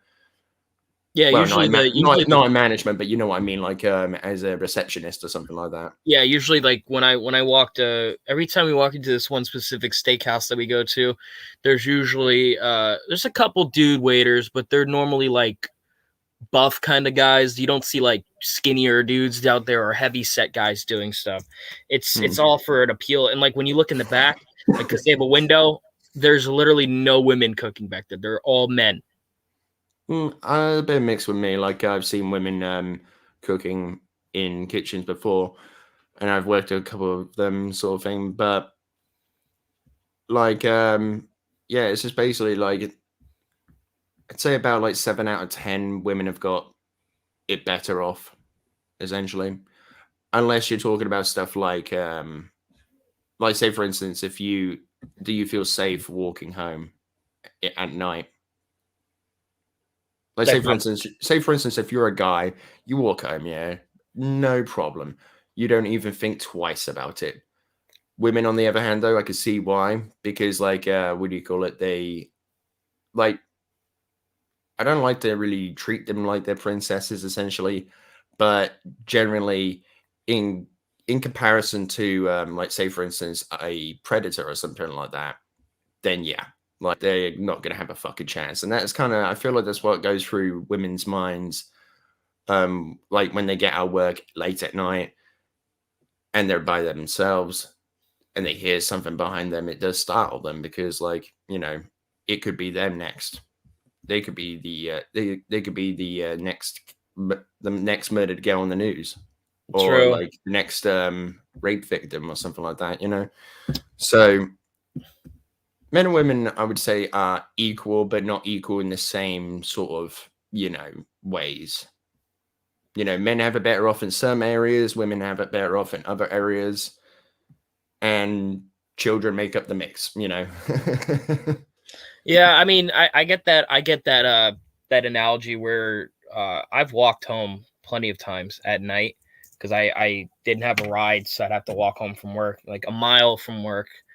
I never really I was never scared. I pop my earbuds in and start walking. So I get that. I mean, there was a guy in London that did that, and this guy that was a police officer.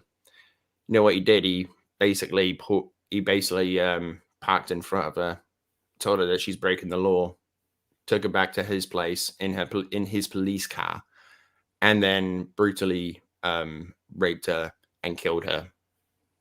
Oh, jeez. Yeah. So when it comes to stuff like that, yeah, then I can see you know, where women get it from.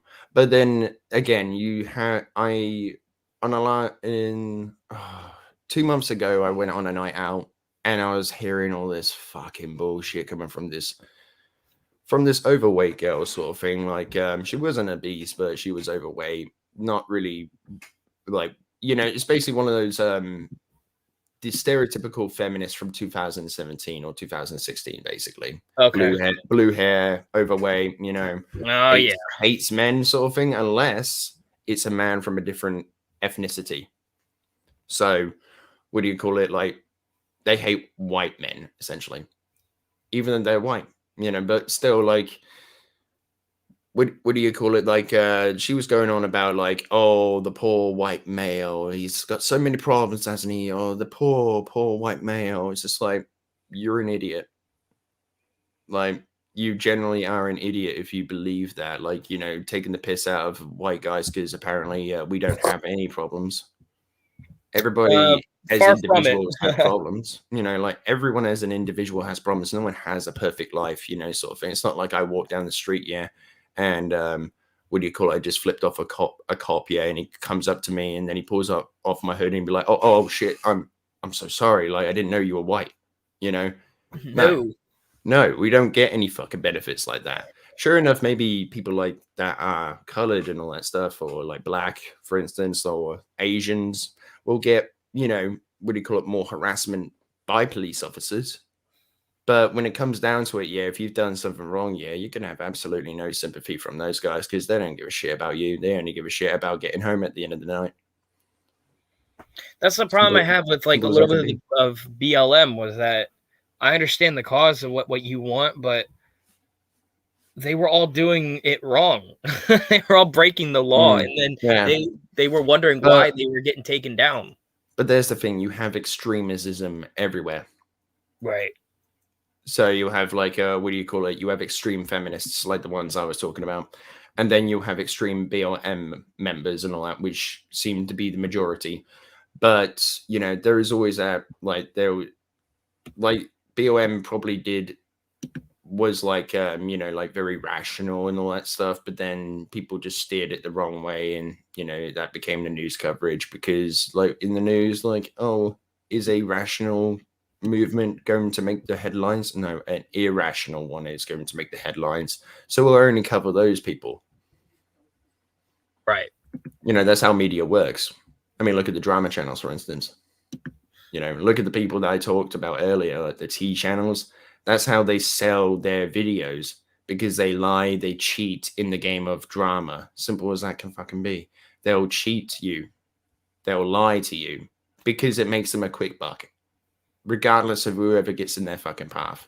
You know, like, say, for instance, Gabby Hanna, like, you know, she's been in quite a lot of controversial stuff. She's stolen jokes before from comedians. She's, what do you call it, been racist and all that stuff on TikTok. She's threatened to sue children, you know? So a lot of things that, what you call it, there are a lot of things that she has done wrong. But when it comes down to it, the T channels say, oh yeah, she's a rape apologist because she had a argument, and on top of that, took a picture with a guy that you know, raped her friend. And then, like, what do you call it, with the whole Bianca Devins thing, like, she basically, you know, apparently she was using the dead girl for clicks and all that stuff, which is ridiculous because she didn't even put them in the thumbnail. She didn't even put a thingy in the thumbnail. But, like, what do you call it? You know, the and on top of that, as I saw in the Willie Mack show, he was saying, like, it's like, well, if she says something, she's in trouble. But what if she doesn't do anything? Like, and it just goes to, like, the T channels talking about Gabby when she hasn't even done anything wrong. So essentially, it's for views. You look at their channel, they'll have, like, I think it's about, like, oh, they get about, like, I don't know, like, maybe 50,000 views on some random person or on someone else. But then when you look at their Gabby Hanna videos, 250,000 views. Yeah. It's just even looking at the views alone, it's obvious that they can only get the big views when they make videos on Gabby Hanna. So when she hasn't even been active on YouTube sort of thing, Angelina Jolie's would just go, "Oh, so yeah, well, she hasn't really done anything," and I think that's a statement in and of itself. It's just like, how is that a statement? Oh, she's been inactive. Oh yeah, I fell asleep, guys. Sorry, I didn't know that could be a statement. Yes. I don't associate myself with those people. That's why I keep it on the down low for YouTube. I don't reveal much about myself, and people can speculate. I mean, on one of my live streams, I had a fan who was, I guess you could call him a fan, who was like asking me, like, we made a joke about it, but it was kind of creepy. He was like, "What high school did you go to?" And I was like, "Why? Are you gonna come and hunt me down, buddy? Like, I'm not even in high school anymore." I told him, I said, "If you show up out front of my house, we're gonna have to fight." Like, I'm not dealing with that crap. Like, if people want to come to my house, first off, you're weird if you do that. Second off, I had to time the dude out. I was like, bro, that's a little fucking weird. Like, if you do it again, I'm banning you from the stream. I'm not dealing with that shit. Like the thing we were talking about with YouTube about like getting comments and stuff. I only remove comments if they're extremely racist. I don't want that in my comment section. Or if it's like one of those, or when it's like one of those porn bots that fucking link porn on my I'm like, why is that here? Yeah. So like on my one though, I have it as an instant block if they do post those links. But yeah, just generally drama itself is just pure cancer. It may look fun and all that stuff to get into sort of thing, but your channel will slowly die if you make one mix up or some shit like that. Like drama is cancer. Like, it's just one of the worst things on YouTube at this point in time. Like, you could be like, say for instance, I could be like 700,000 subscribers up sort of thing one day, but then I get into a bit of drama with Dream, and then all of a sudden I'm all the way fucking down at 1,000 subscribers because he defeated me essentially. But what do you call it? It's kind of like the whole John Swan thing sort of thing. I heard about that, man. I was watching the video and I thought it was kind of bullshit. I don't really know how my thoughts are on it. I guess I'm split. I don't like the fact that Nicholas did do what he did sort of thing. Like, he called his friend, if you can even call it that now, asked him about what was going on, and then decided to record the fucking thing. That's shady. That is very shady. Apparently they were friends. I don't believe anybody. I don't care if you're a friend. Friends. I don't care if you're my friend or not. I'm gonna ask you if it's okay. Because then if you say it's okay. Ever since the whole Minnesota boy thing with Dear White People, Why I Hate White People, that video he made back in I think it was 2015, 16. I wonder how that aged. Oh yeah, it didn't age well, but like he deleted it. But like which he's now a boxer now, which is quite cool. But like the thing is with that is that I felt like I was his friend sort of thing. He was my friend, but it turned out it wasn't actually that at all. So now I just basically I do me sort of thing. If I do a collaboration with you, it's not automatically you're my friend sort of thing, because I don't know you essentially. Of course. If I was to do a collaboration with Keemstar, for instance, I wouldn't think of him as a friend. Because, like, I don't know him. I don't know if I can even trust this guy, sort of thing. It's just a colleague you made a video with. It's not like it's like some random guy It's like some random dude at work that you associate from time to time. You're not friends. Yeah, exactly. Like, people like Nicholas do scare me about making friendships with people online. Because what if that was to happen to me one day, like someone I completely trust and say, yeah, I did kind of fuck up. I did fuck up. And then he just records it, uploads it, and that's my whole fucking life over and done with. And I can't move on from that. Yeah. Like, could you imagine that happening to you? That's horrible. I honestly, I couldn't. I mean, essentially he did it to himself sort of thing. Like, it doesn't matter how many fucking subscribers you had. He had like 9K. And he was doing that shady shit in Discord. But regardless, sort of thing, like I don't think he should have been doing that stuff. Even if you are a 9K subscribe channel, because if you got 9,000 subscribers, man, like, what the fuck were you thinking? But at the end of the day, yeah, like, if you were to associate with someone as your friend sort of thing, I think recording somebody and like with the intention of like getting them to confess to something is pretty shady. It's like those cops that do that, like with kids. Like they'll say, like, oh yeah, like they'll dress up as normal people, yeah, invite them to the hotel room and say, like, so you killed those you killed them, right, didn't you? And like because they want to act like they're all cool and fucking great to these guys, they'll say, yeah, I totally did it, you know. And that's how they got a conviction. And there's documentaries about confession tapes, you know, and people do confess to things that they weren't actually guilty for, you know. Yeah, So, it's pretty fucking shady to me. but with John Swan, it's a completely different story. He did lie, and it wasn't the fact that with me personally, I didn't believe him from the start. And I'm not like one of these people who say, yeah, I totally didn't believe him. I totally didn't believe him. Because I was I mean, I used to be a Dream fan, you know, sort of thing. He made pretty good content on his channel and I enjoyed it.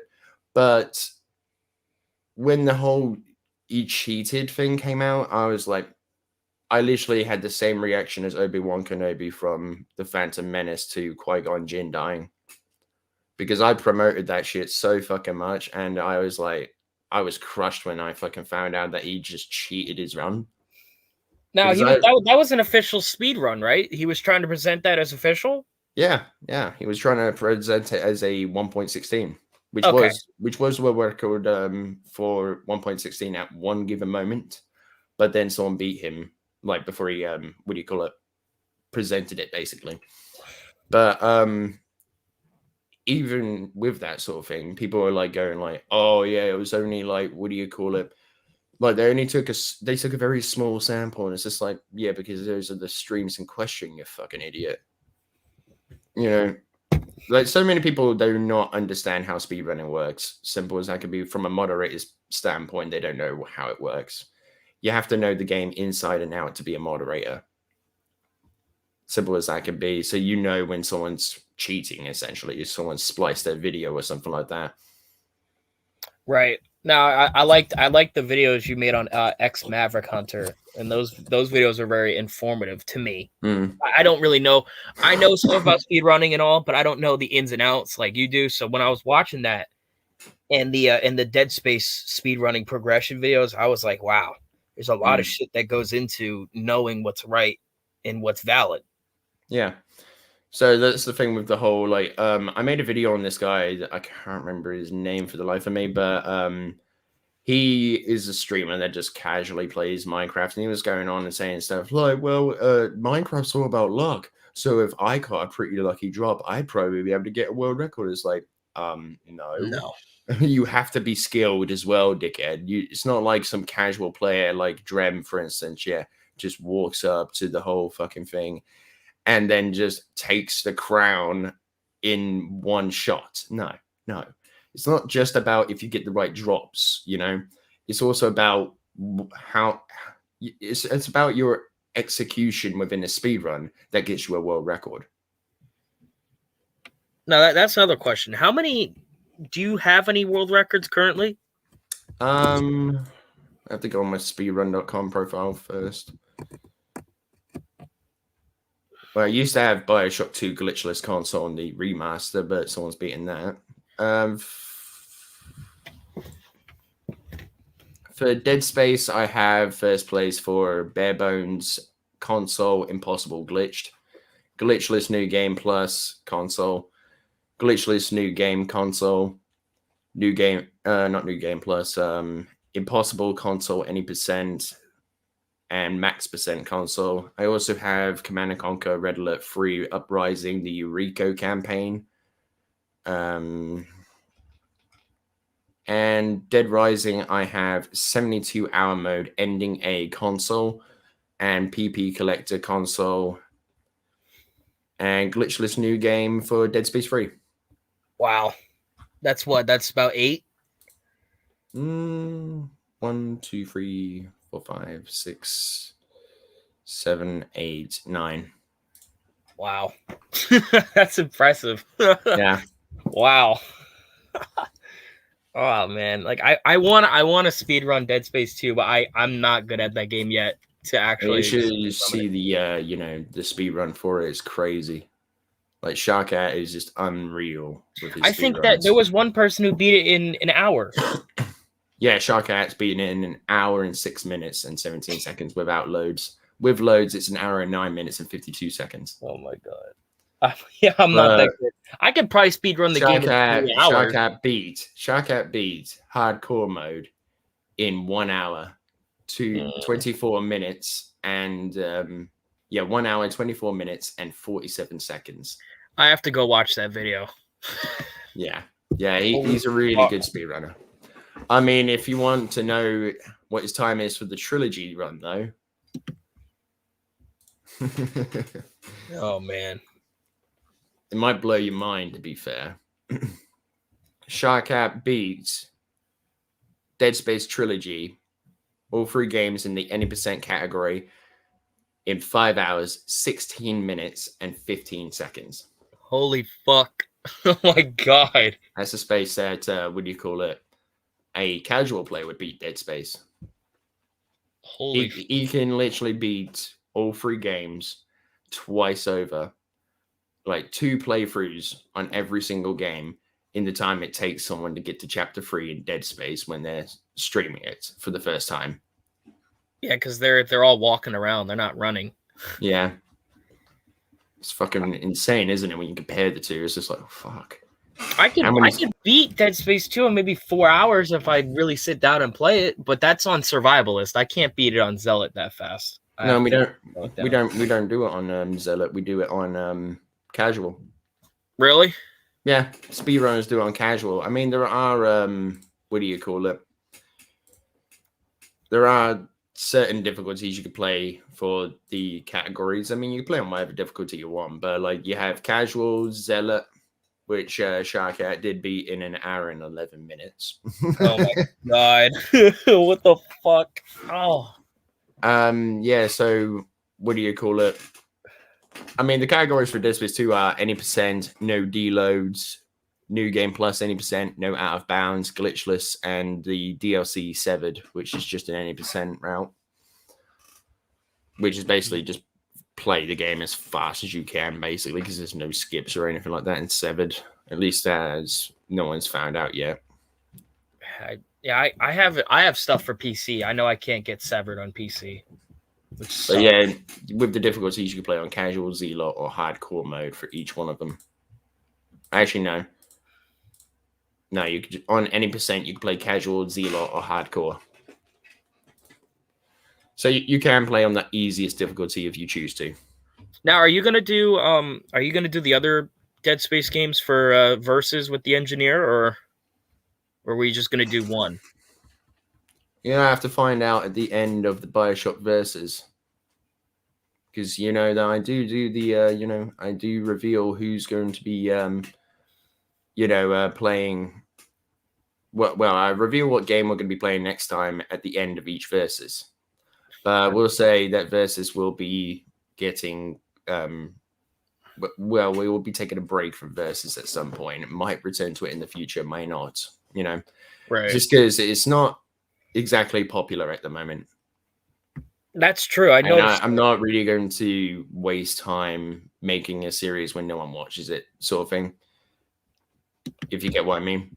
Yeah. I mean, there's a certain view threshold that I want to maintain, and that's like over like at least 300 views. Yeah, I've noticed like the lore videos, the lores and the speed runs get you good views. Yeah, but the difference between speedruns views is that that's over time. So say, for instance, you got 3,000 views or 30,000 views for a speedrun. That was picked up over time. With the timeline video, the Aegis one, that blew up as soon as the reveal came out for the remake. Wow. Well, you did it right at the right time. Yeah, well, I did that about 2 months prior, and then all of a sudden it started getting views. I mean, I think your most popular is the Tal Volantis video, No, if I'm no, correct. no. No, it's the Aegis. It's the Aegis 7. Okay, It's the Aegis 7, yeah. Aegis 7. My favorite video is the Isaac Clarke history video because I love Isaac's a great character. He's like one of my favorite gaming characters. So I enjoyed the fuck out of that. Yeah. First, I look at it right now. Look at views. Yeah, my top 10 videos for views are hang on a minute. 1, 2, 3, 4, 5, 6, 7, 8. So yeah, like actually I'll go with top 15. So like Dead Space lore, the history of the what do you call it? EarthGov, the Earth government. Yeah. As number 15. Then you got Dead Space lore, the history and story of John Carver. Then Dead Space lore, the ships of Dead Space. Then what if we found a marker in the real world? Playmate Testy is nothing but a manipulator. Dead Space lore, the markers. Dead Space lore, no known survivors. And that didn't No Known Survivors come out like 2 weeks ago? That's crazy. 2 weeks ago. I think that's when you wait. Did you drop that last week? I'm not too sure. Yeah, 2 weeks ago. I thought you were talking about. Wait a minute. The No Known Survivors came out. Like no, that came out years ago. Yeah. I was gonna say, like, I hadn't heard anything about a remake of No Known Survivors. I've never played it. Well, I've never like seen what it looks like, except for parts of what your video was. But then you got Dead Space lore, history of the sovereign colonies, the weapons of Dead Space, the religious cult of Unitology, the history and story of Isaac Clarke, with 41,000 views. Jesus. Wow. And then the suits of Dead Space has got 17,000 more views in that one. Then it goes to timeline videos with Dead Space 3, the complete history of Tal Volantis at number 3 with 76,000 views. Dead Space complete history of the Sprawl. Yes. Or Titan Station with 90,000 views. And finally, at number 1, Dead Space complete history of the Aegis 7 system with 263,000. Wow. Yeah. Wow. It's crazy. Oh my goodness. I didn't think people cared about Dead Space that much, to be honest with you. I didn't think there was actually that many fans for Dead Space. No, me neither. I thought after 3, a lot of people left the series because it was also going nowhere. So well, it's just because like, what do you call it? Like, you look at their YouTube channel, it's only got like 60 million subscribers. It's only got 60,000 subscribers or so. Yeah, 69,000 subscribers. I think they haven't uploaded in like 8 years. So except for the dev stream that was on a while back. Regarding the No Known Survivors, someone found a video from 2008. Is that the hang on a minute. I've got a video of an interview about No Known Survivors on my liked.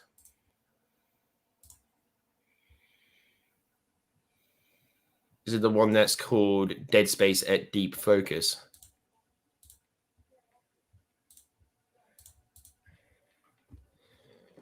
Yeah, probably is that one because someone messaged me on Facebook about that.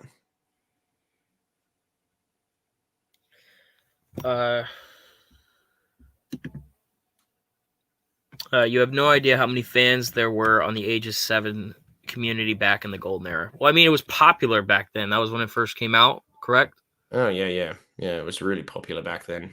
I know how many people were trying to figure out how to speedrun the game. I mean, I had to go all the way back to Speed Demo Archive for that one.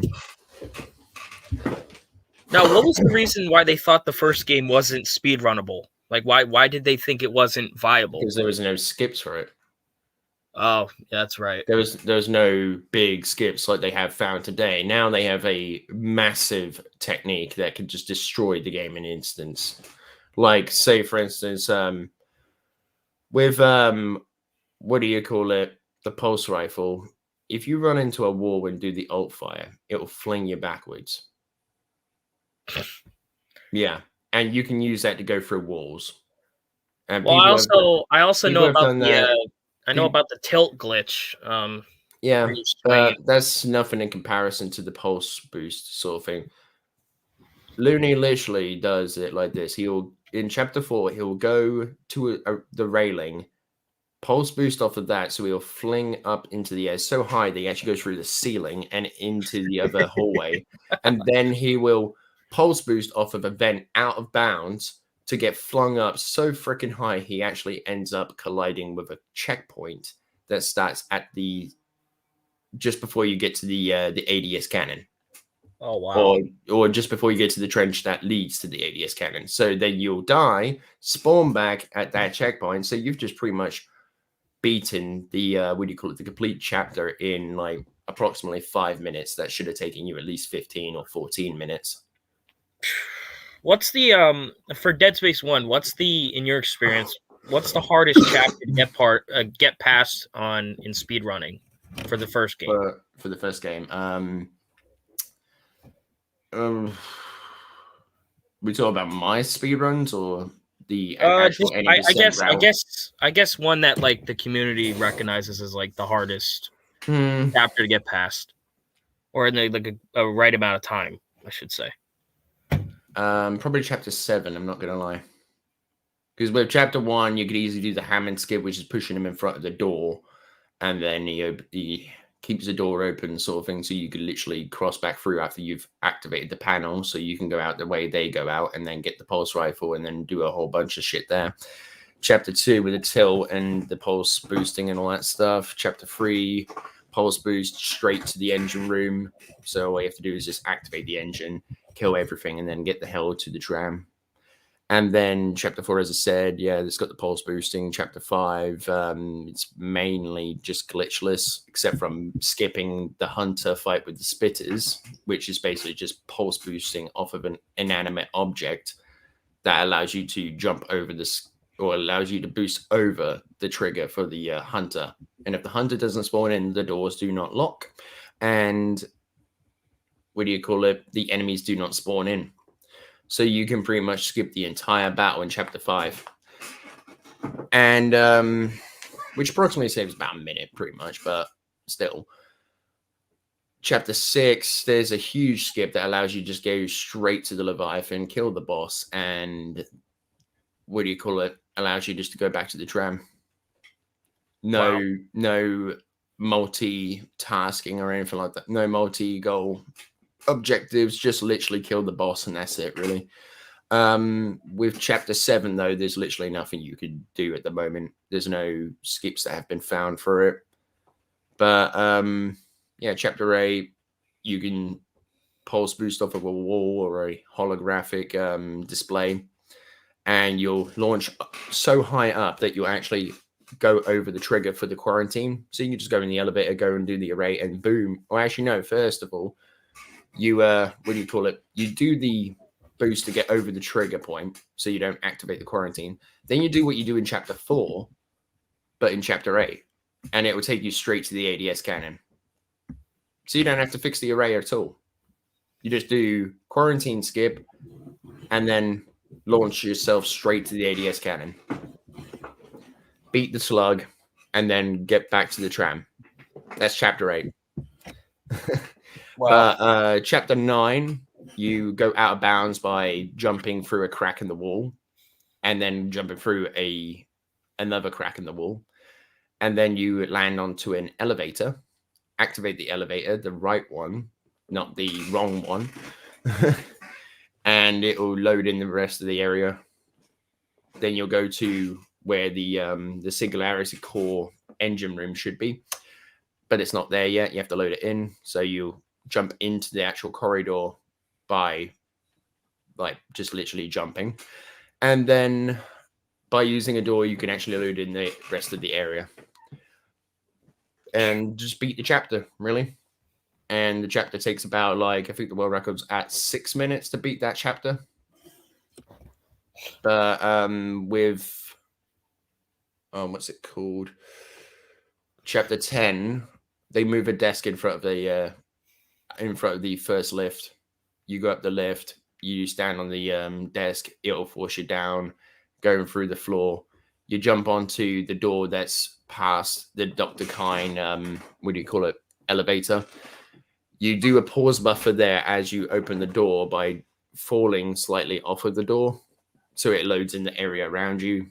Then you just, but before that, you have to get a one of those objectives, so you can put it into the actual what's it called, into the shuttle, so you can activate the hunter fight and beat the hunter, beat the game, beat the chapter. Chapter 11, pulse boost off of the tram. Once you get on top of the tram, actually no, you go underneath the tram. You go to one of the railings, or in front of one of those ramps that are at the bottom of the tram thing that stops the player from moving any further in chapter 1. You pulse boost off the wall. It'll push you back. You'll fling off of that ramp, and you'll go straight to the zero G area in chapter 11, skipping literally everything. And then by getting to that point, you can activate zero G, and as the door is closing, walk back into the room that you just came out of, and the game thinks you're in zero G. So you can actually just, you can go to Nicole, activate what happens there. Then as the doors are opening for the hangar, you go through a wall and you jump out of the Ishimura and then jump back into the hangar, so you can get onto the shuttle and just activate the door, and it'll activate the last cutscene of that chapter. Chapter 12, just get on top of the building that is in the main area. Filling yourself so you get to be behind the door, that you have that, like, after the Nicole is dead cutscene, you go through that, like, corruption sort of hallway. And then you drop down from the top of the roof, activate the door, go through it, activate the next door. You're instantly in the boss arena. You didn't even have to take the marker to the pedestrian. You didn't have to do any of that. All you had to do was just get behind that door, and then it will just load the boss arena, and you'll be able to beat the game. That's how broken Dead Space is at this point in time.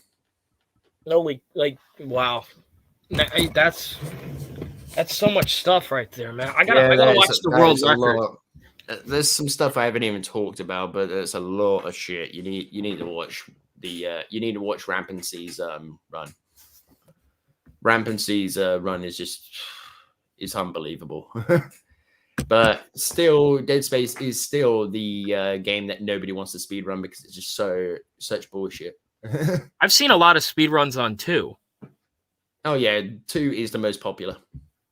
It is. I mean, I can understand why. I don't think it's so, like, if I'm ranking games off of the games that I've played experience-wise, I'd probably put 2. The reason that Dead Space 2 is so popular is because the glitches, they can be easy, a lot easier than Dead Space 1's, and also at the same time, everything's just a lot more optimized on Dead Space 2 than Dead Space 1.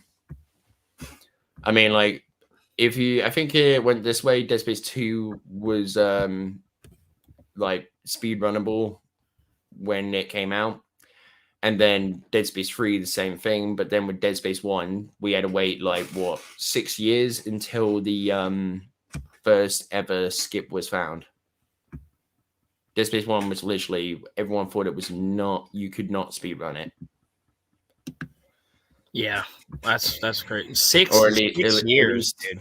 Yeah, it's taken, well, actually technically 2008 to 2021, because 2021 earlier this year is when things started blowing up. Are you gonna try to once you've played the remake enough, are you gonna try to speed run that as well?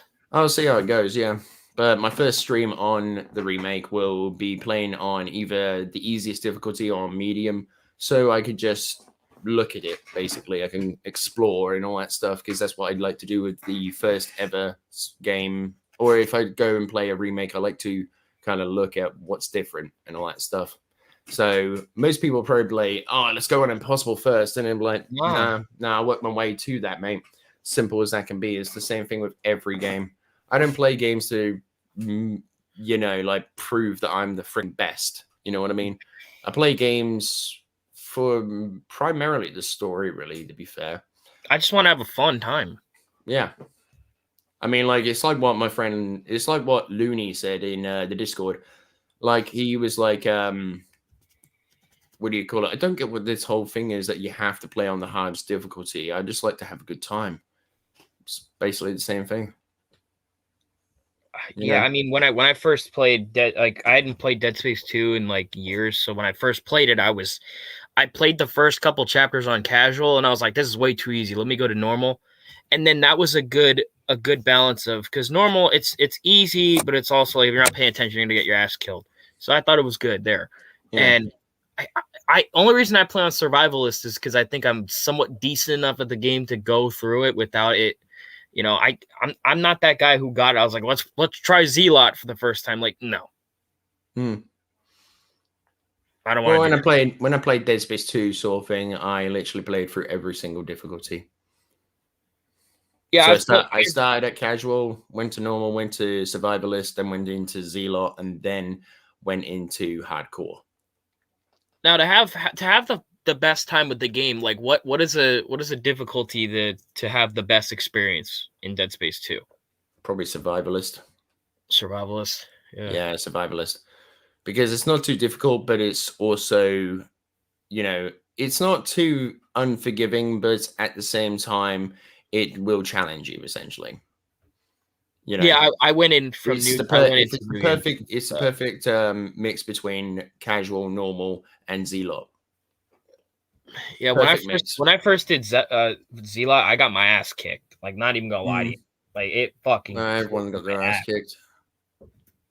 Because one enhanced, like, remember when you first get stasis and you have to stasis that fucking guy. I don't know if does he one shot you in every difficulty? Yep. Okay. Well, I thought, but yeah, an enhanced slasher can kill you in one hit.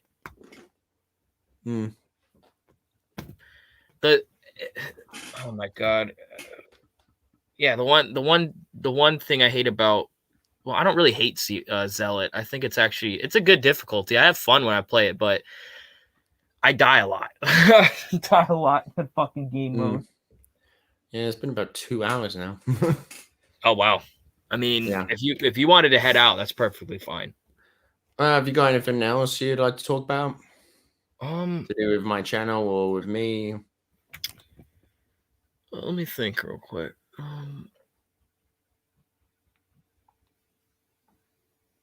God, I should have fucking prepared for this.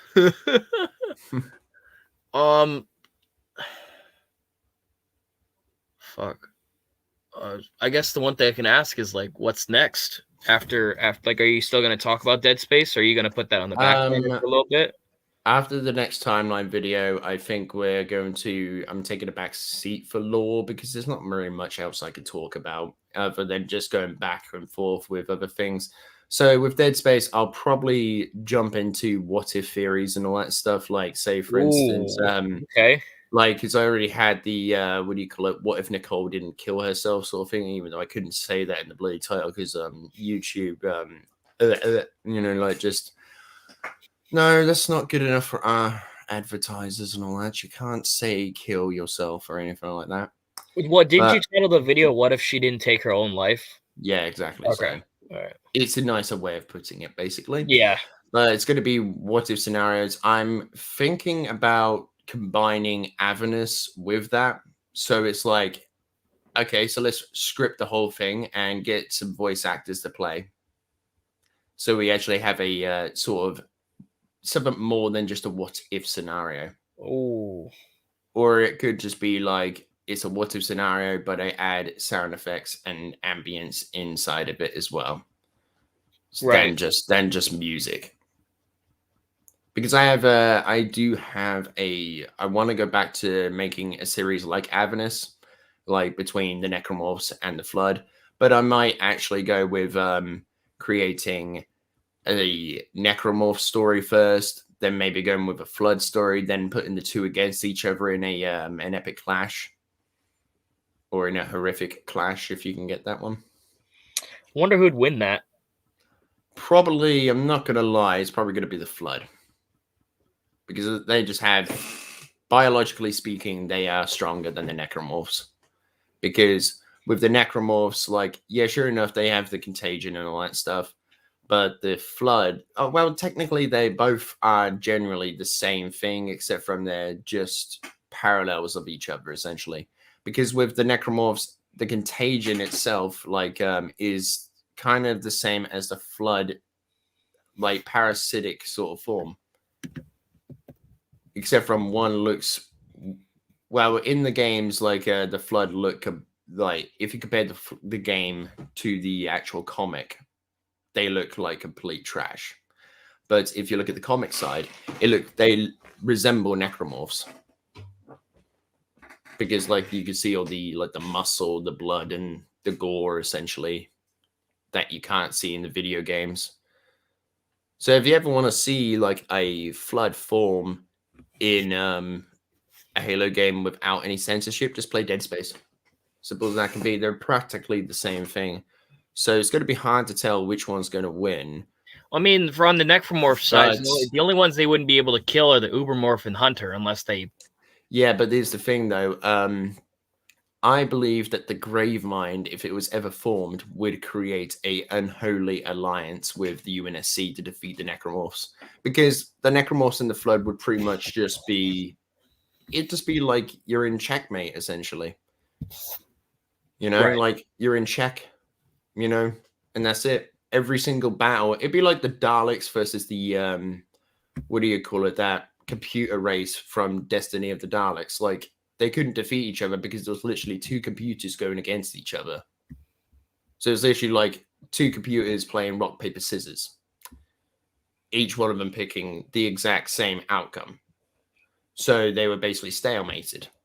It's the same thing with the Flood and the Necromorphs. They would be stalemated quite a bit. Maybe the Necromorphs will put them on the back foot because with the different stages of the Flood, like what do you call it? The Necromorphs, like what do you call it? The Necromorphs, like when they start doing what they do, sort of thing. It all happens like they don't need a feral stage. They don't need this. They just go out and do their business, essentially. They go kill, recombinate, repeat the cycle over and over and over again. With the Flood, is a little bit more fascinating because you've got the first stage, which is the feral stage, where they are just literally, they're exactly the same as the Necromorphs, essentially. They're in their feral stage. They need to gain intelligence to create a proto-Gravemind by fusing all of the infected forms that have great intelligence, like how to pilot stuff, how to use tanks, how to use guns, you know, stuff like that, really. And then the proto-Gravemind will bestow this knowledge into the combat forms. So, what do you call it? In the beginning, the Necromorphs will have the Flood on the back foot, but slowly, I think the Flood would overtake the Necromorphs and defeat them. But the marker signal, yes, as well, could also, just because like something's affected by the marker signal, though, doesn't mean that, you know, the Necromorphs will automatically beat them, you know? So it's a very difficult thing to actually answer which side would win. Like, and I think that's what Roanoke and Hidden Xperia were kind of getting at, which side would really win. And that's why they said whoever gets to their, potential first will win. It'd be like a race. But in my opinion, the Gravemind can manipulate other things, like, say, for instance, machinery, like AIs and all that stuff, can give them the, what's it called? I can't remember what it's called, but like it can give them like sort of like the Flood infection, but for computers and all that stuff. So the computers will now work for the Flood instead of working for the enemy. So like a virus, but like with what do you call it? the marker involved, it could actually have it where the flood will gain dementia from all that stuff because they're still living things, essentially. The flood is a living thing. It just operates in a completely different way, in a parasitic form, than the Necromorphs do. Right. But I still think that the flood would beat the Necromorphs because they just operate differently. With the True. Necromorphs, they are more strategical. The flood, it's just, they just rush you essentially in high numbers. Right. Yeah, they don't really have any specific attack pattern. It's just run at whatever lives and try to kill it. Yeah, pretty much. It's just like they attack through attrition. Necromorphs, a slasher could literally take out an entire squad, to be fair. And no, that's not what happened to the Valor either. Didn't take out by one slasher. It was actually the slasher. If you look at the lore and all that stuff with the USM Valor, you can actually see that, okay, so that slasher basically took, what do you call it? The slasher probably killed a bunch of people in there, died, and then they took the, what do you call it? The Necromorph body to the morgue as well, which ended up breeding Necromorphs because of the contagion, the bacteria. Right. It would leak onto the other bodies, create twitches, and then the twitches would absolutely destroy the people. Yeah, the Twitchers are the one chapter where you have to kill the hunter and 2 Twitchers spawn in a fight. There's more than 2. There's more than fucking 2. Those they always give me the most troubles, besides the exploders in large numbers. But other than that, the Twitchers. Correct me if I'm wrong. I don't think there's any Twitchers in Dead Space 2 story. No, in Dead Space 2 Severed, there are. Yeah, sadly. I would have preferred the last fight to have some Twitchers in it, because that'd be fun. Yeah, but it wouldn't really make any sense. And it still doesn't make sense as Severed. No, it doesn't. Because there's no built-in stasis unit in these soldiers. It never actually gets told. There's no text logs or anything about it. So, unless they approach closer to the Ishimura and the body start to react stronger to the marker signal, it's a possibility, yeah. Well, that's how I imagine it all went down. I doubt that a single Necromorph took him out like the bloody Alien franchise.